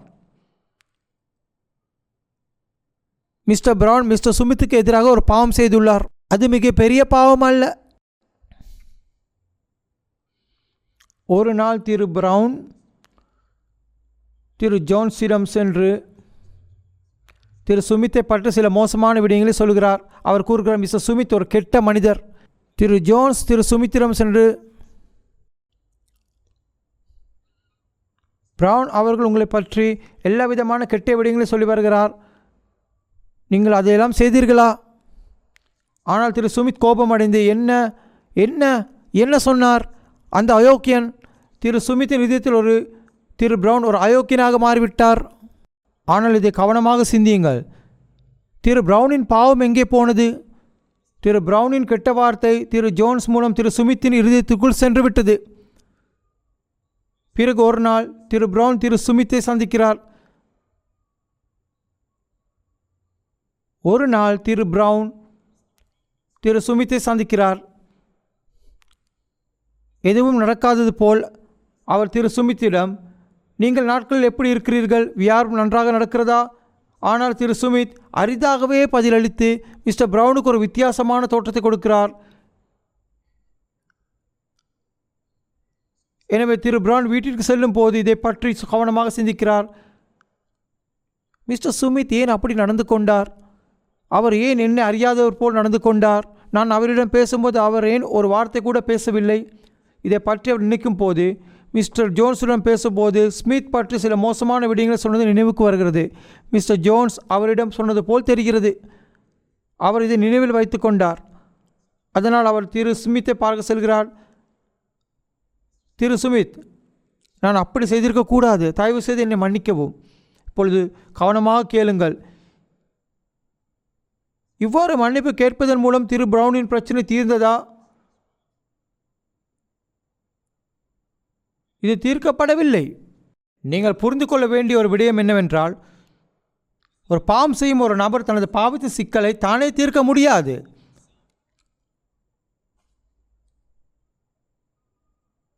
பாவம் செய்யும் ஒருவரால் அந்த பாவத்தின் பிரச்சனை தானே தீர்க்க முடியாது. அவருக்கு இந்த பிரச்சனையை மற்றவர் தீர்க்க வேண்டும். திரு பிரவுன் தனது பாவத்திலிருந்து எப்படி விடுபடுகிறார்? அவர் இரண்டாவது முறையாக திரு சுமித்திடம் சென்று, திரு சுமித், நான் எப்படி இப்படி போவது? தயவு செய்து என்னை மன்னிக்கவும். இந்த நேரத்தில் திரு சுமித் கூறுகிறார், மிஸ்டர் பிரவுன், நான் அதையெல்லாம் மறந்துவிட்டேன். மிஸ்டர் பிரவுன், நான் அதையெல்லாம் மறந்துவிட்டேன். அதையெல்லாம் என் இருதயத்திலிருந்து மறைத்து விட்டேன். நான் உங்களை ஏற்கனவே மன்னித்து விட்டேன். எனவே திரு சுமித் இனி திரு பிரவுனை ஒரு அயோக்கியனாக நினைக்கவில்லை. எனவே திரு பிரவுனின் பாவம் மறைந்து விட்டதா இல்லையா? இந்த பாவம் எடுத்து போடப்பட்டு விட்டது. பாவம் செய்தவரின் இதயத்தில் மன்னிக்கப்படும் போது பாவம் அகற்றப்படுகிறது. உங்கள் பாவத்தை போக்கவே இதுவே வழி. கடவுளுக்கு முன்னால் அழுது புலம்புவதால் பயனில்லை. மக்கள் அழுது புலம்புவதால் பாவங்கள் அழிக்கப்படுவதில்லை. ஆண்டவர் உங்கள் பாவங்களை அவருடைய இதயத்தில் மன்னித்திருந்தால் உங்கள் பாவங்கள் மறைந்து விட்டன. ஆனால் உங்களுக்குள் இன்னும் ஒரு பாவ சுபாவம் உள்ளது. அந்த பாவ சுபாவம் உங்களுக்குள்ளே இருக்கும். அது நீங்கள் மரிக்கும் வரை. ஆனால் கடவுளின் பார்வையில் நாம் செய்த பாவங்கள் மற்றும் நமக்குள் இருக்கும் பாவ இயல்புகள் அனைத்தும் மன்னிக்கப்பட்டு விட்டன. எனவே அந்த பாவம் மறைந்து விட்டது என்று சொல்லலாம். இந்த பாவம் எங்கிருந்து மறைந்தது? என் உள்ளிலிருந்து அல்ல, கடவுள் உள்ளத்திலிருந்து. எனவே மீண்டும் ஒரு முறை படிப்போம். என்னுடன் சொல்லுவோம். உன் மீறுதல்களை மேகத்தைப் போலவும் உன் பாவங்களை கார்மேகத்தைப் போலவும் அகற்றிவிட்டேன். என்னிடத்தில் திரும்பு, உன்னை நான் மீட்டுக்கொண்டேன். இங்கே என்ன சொல்லுகிறது என்று பாருங்கள். வேதத்தில் இந்த வார்த்தைகளை பாருங்கள். இவை கடவுளின் வார்த்தைகள். கடவுள் இன்னும் உங்கள் பாவங்களை அவருடைய இதயத்தில் வைத்திருக்கிறாரா? அல்லது உங்கள் பாவத்தின் பிரச்சனையை கடவுளின் இதயத்தில் முழுமையாக தீர்க்கப்பட்டதா?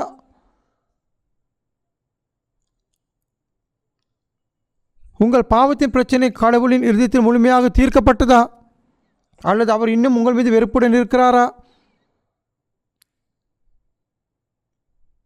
எனவே உங்கள் பாவத்தின் பிரச்சனை கடவுளுடைய வார்த்தையின் மூலம் தீர்க்கப்படுகிறது.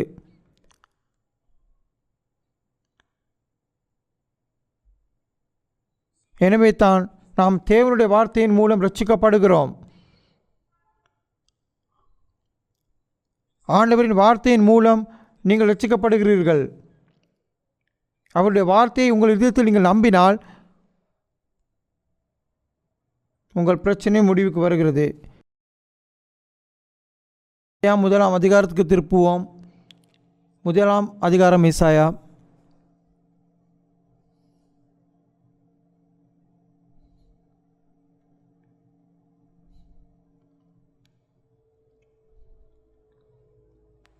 பதினெட்டாம் வசனம் வாசிக்கிறேன். ஏசாயா முதலாம் அதிகாரம் 18ஆம் வசனம். வழக்காடுவோம் வாருங்கள் என்று கர்த்தர் சொல்லுகிறார். உங்கள் பாவங்கள் சிவேரென்றிருந்தாலும் உறைந்த மலையைப் போல் வெண்மையாகும். அவைகள் இரத்தாம்பர சிவப்பாயிருந்தாலும் பஞ்சை போல் ஆகும். நீங்கள் மனம் பொருந்தி செவி கொடுத்தால் தேசத்தின் நன்மையை புசிப்பீர்கள். மாட்டோம் என்று எதிர்த்து நிற்பீர்கள் ஆகில் பட்டயத்துக்கு இரையாவீர்கள். கர்த்தரின் வாய் இதை சொல்லிற்று.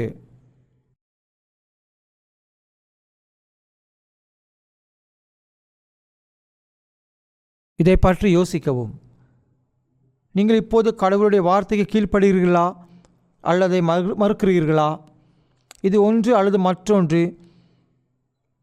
அதை கடைப்பிடித்தால் நீங்கள் ஆசீர்வதிக்கப்பட்டு ஆசீர்வாதம் பெறுவீர்கள்.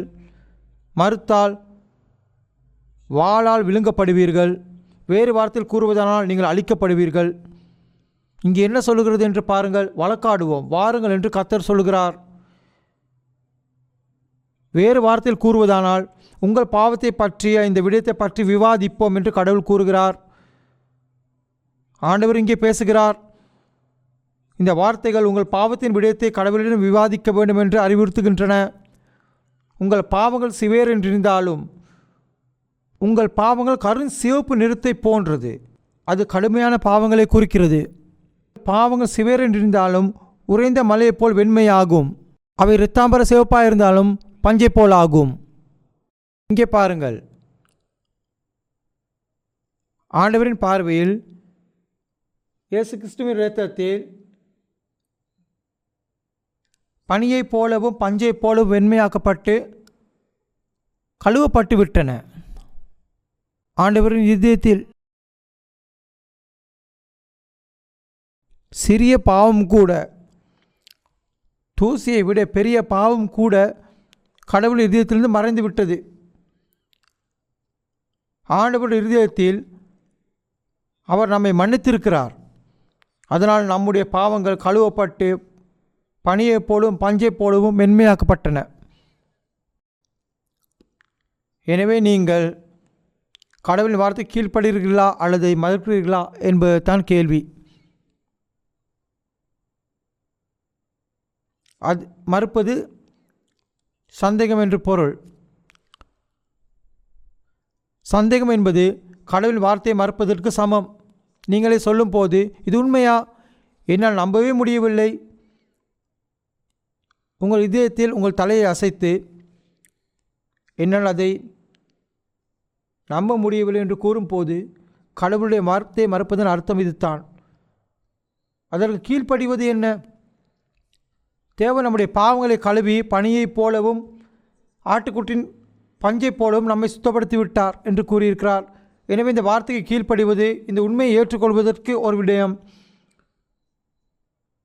இந்த வார்த்தைகளை அப்படி ஏற்றுக்கொள்வது, ஆண்டவரின் வார்த்தையை சொல்வதை மட்டும் நம்புதல், ஆண்டவரின் வார்த்தையை நம்புவது அவருடைய வார்த்தைக்கு கீழ்ப்படிவதாகும். சுவிசேஷம் நீங்கள் கட்டாயம் கீழ்ப்படிய வேண்டும்.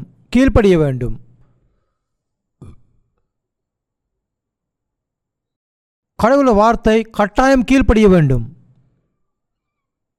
ஆகவே நீங்கள் யோவானின் நற்செய்தி 12ஆம் அதிகாரத்தை பார்த்தால் கடவுளின் கட்டளை நித்திய ஜீவன் என்று கூறுவதை நீங்கள் காண்பீர்கள்.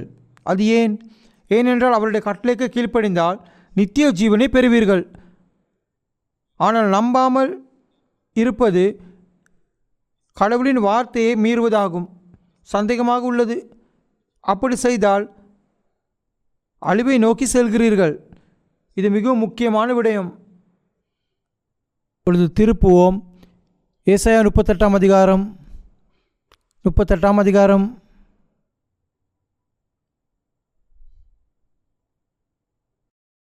வசனம். இதோ சமாதானத்துக்கு பதிலாக மகா கசப்பு வந்திருக்கிறது. தேவரீரோ என் ஆத்மாவை நேசித்து அழிவின் குழிக்கு விலக்கினீர். என் பாவங்களை எல்லாம் உமது முதுகுக்கு பின்னாக இருந்து விட்டீர். இங்கே என்ன சொல்கிறது என்று பாருங்கள். இப்போது நாம் இந்த வார்த்தைகளை கேட்கிறோம். ஆவியின் இரட்சிப்பை கண்டுபிடிப்பதற்காக இப்போது வேதாமத்தை படிக்கிறோம். நீங்கள் ஆவியின் இரட்சிப்பை கண்டுபிடிக்க முயற்சிக்கும் போது நீங்கள் உடல் ரீதியாக எதையாவது உணர முயற்சிக்கக்கூடாது. இது விடயங்களை கலக்குகிறது. மாம்சமும் ஆவியும் வேறு வேறு. இரட்சிப்பு என்பது ஏதோ ஒரு உடல் உணர்வை உண்டாக்குவதில்லை. இது சில உடல் உணர்வை உண்டாக்குவதில்லை. வேதாமத்தின் வார்த்தைகள் உள்ள விசுவாசத்தின் மூலம் உங்கள் ஆவி தான் ரட்சிக்கப்படுகிறது. அதனால்தான் இங்கே இவ்வாறு கூறுகிறது, இதோ சமாதானத்துக்கு பதிலாக மகா கசப்பு வந்திருக்கிறது. இந்த கசப்பு மனசாட்சியில் அனுபவிக்கும் வேதனை.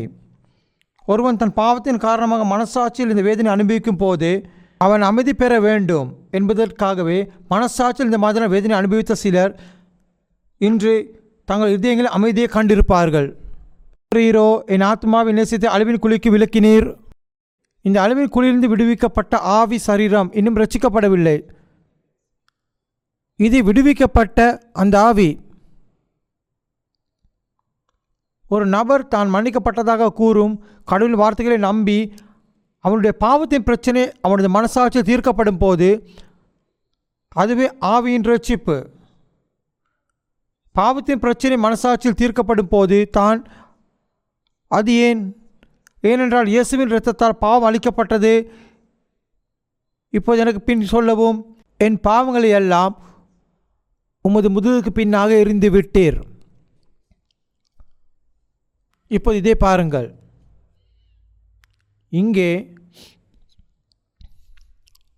இங்கே நமக்கு 10 பாவங்கள் உள்ளன. 1 2 3 4 5 6 7 10 பாவங்கள் உள்ளன. இந்த பாவங்கள் அனைத்தையும் கடவுள் மன்னித்து விட்டார். அவர் அனைவரையும் மன்னித்து விட்டார். அவர் அனைவரையும் மன்னித்து விட்டாரா? இங்கே ஒன்று உள்ளது இல்லையா? அப்படி இருந்தால் அது உங்கள் பாவம் அல்லவா? எல்லாம் என்று வேதம் கூறும்போது அவர்கள் யாரும் விலக்கப்படவில்லை என்று அர்த்தம். எனக்கு பின் சொல்லவும், என் பாவங்களை எல்லாம் உமது முதுகுக்கு பின்னாக இருந்து விட்டீர். இயேசு சிலுவையில் மரித்த போது என்னுடைய எல்லா பாவங்களையும் தன் முதுகில் இருந்து ஏற்றுக்கொண்டார். இதனால் அந்த பாவங்கள் அனைத்தும் நீக்கப்பட்டன. அதைத்தான் இதுவும் சொல்லுகிறது. அப்படி என்றால் எந்த பாவங்களையும் விட்டுவிட முடியாது அல்லவா? இப்போது புதிய ஏற்பாட்டில் ரோமர் கடிதத்துக்கு வருவோம். ரோமர் அதிகாரம் 5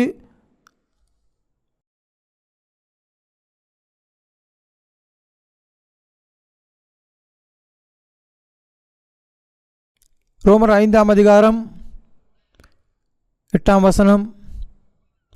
ரோமர் 5ஆம் அதிகாரம் 8ஆம் வசனம்.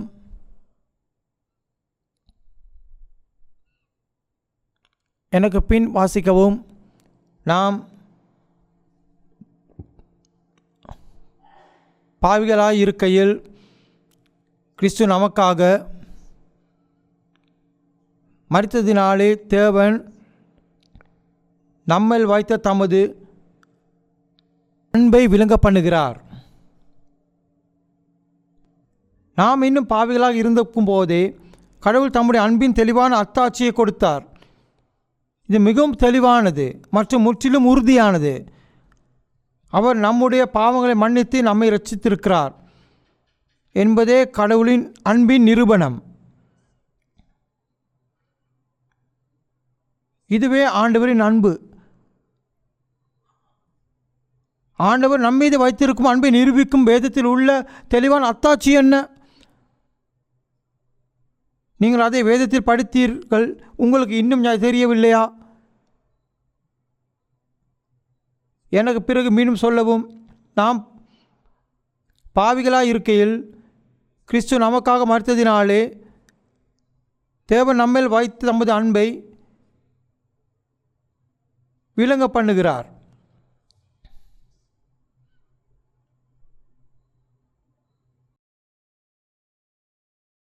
இயேசு நமக்காக மரித்தார்.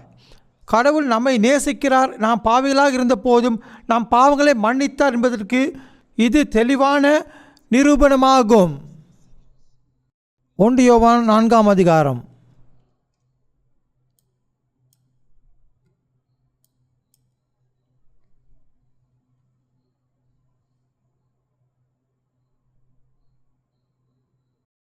யோவான் 4ஆம் அதிகாரம் புதிய ஏற்பாட்டில் உள்ளது.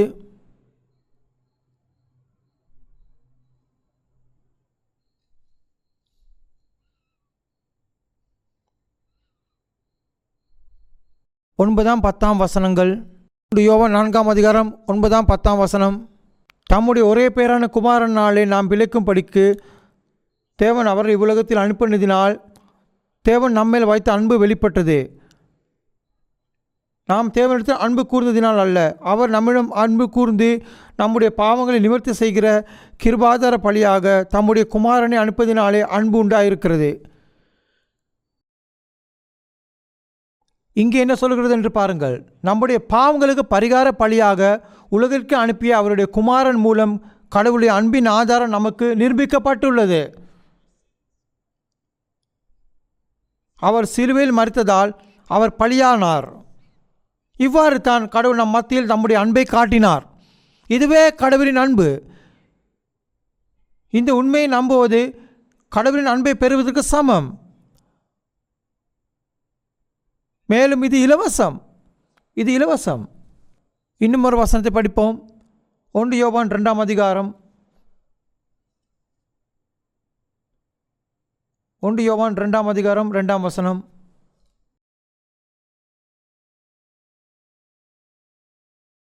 பின் சொல்லவும். நம்முடைய பாவங்களை நிவர்த்தி செய்கிற கிருபாதார பலி அவரே. நம்முடைய பாவங்களை மாத்திரமல்ல, சர்வலோகத்தின் பாவங்களையும் நிவர்த்தி செய்கிற பலியாயிருக்கிறார். இவர் என்றால் இயேசு. நம்முடைய பாவங்களுக்கு பரிகார பலியாக இயேசு இருக்கிறார். நம்முடைய பாவங்களெல்லாம் நாம் தேவனோடு பகையாக இருந்தோம். ஆனால் இயேசு நம்முடைய பாவங்களை நீக்கும் பரிகார பலியாக ஆனார். ஆனால் நீங்கள் இங்கே பார்த்தால் நம்முடையது மட்டுமல்ல, முழு உலகத்தின் பாவங்களுக்காகவும் என்று அது கூறுகிறது. இதை பாருங்கள். இது நம்முடையது என்று கூறும்போது இது இரட்சிக்கப்பட்ட மக்களை குறிக்கிறது. ஆனால் இயேசு இரட்சிக்கப்பட்டவர்களின் பாவங்களுக்காக மட்டுமல்ல, முழு உலகத்தின் பாவங்களுக்காக மரித்தார். எனவே இன்று இங்கு இல்லாத அனைவரும் இதில் அடங்குவார். உங்கள் குடும்பத்தில் இன்னும் நம்பிக்கை இல்லாதவர்கள் வெளியே தெருக்களில் அங்கும் இங்கும் பயணம் செய்யும் மக்கள், மது கடைகளில் மக்கள் குடிக்கிறார்கள்.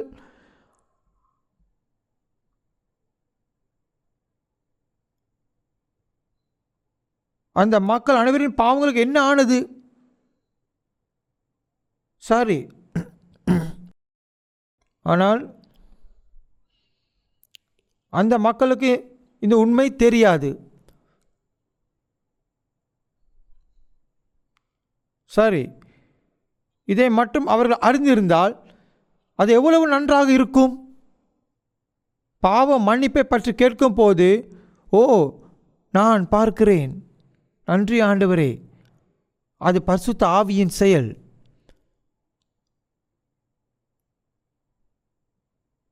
உலகில் உள்ள அத்தனை பேருக்கும் ஆண்டவர் மன்னிப்பை வழங்கியுள்ளார். ஆனால் அவர்கள் மிகவும் பரிதாகரமான அறியாமையால் வாழ்கிறார்கள். ஆனால் நீங்கள் இங்கே அமர்ந்திருந்தால் இதையெல்லாம் நீங்கள் கேட்டாலும் கூட நீங்கள் இன்னும் உங்களை தொண்டை பிடித்து கொண்டு நான் ரட்சிக்கப்படக்கூடாது, அது பயங்கரமாக இருக்கும். இந்த வழியில் நீங்கள் உங்களை தடுத்து நிறுத்தினால் நீங்கள் ஒரு பரிதாபமான நிலையில் இருக்கிறீர்கள். சுவிசேஷத்தை பற்றி தெரிந்து கொள்ள வேண்டியவற்றில் பாதியை கூட நான் இன்னும் விளங்கவில்லை. நான் நாளை எல்லாவற்றையும் அதன் இறுதி முடிவுக்கு கொண்டு வர விரும்புகிறேன். பிரார்த்தனை செய்வோம்.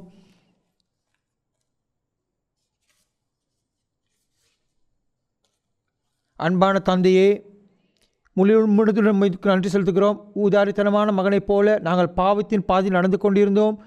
நாங்கள் உலகத்தை நேசித்தோம், உலகத்துடன் நண்பர்களாக இருந்தோம். விவசாய பெண்ணை போல் நாங்கள் உலகத்தை நேசித்தோம்.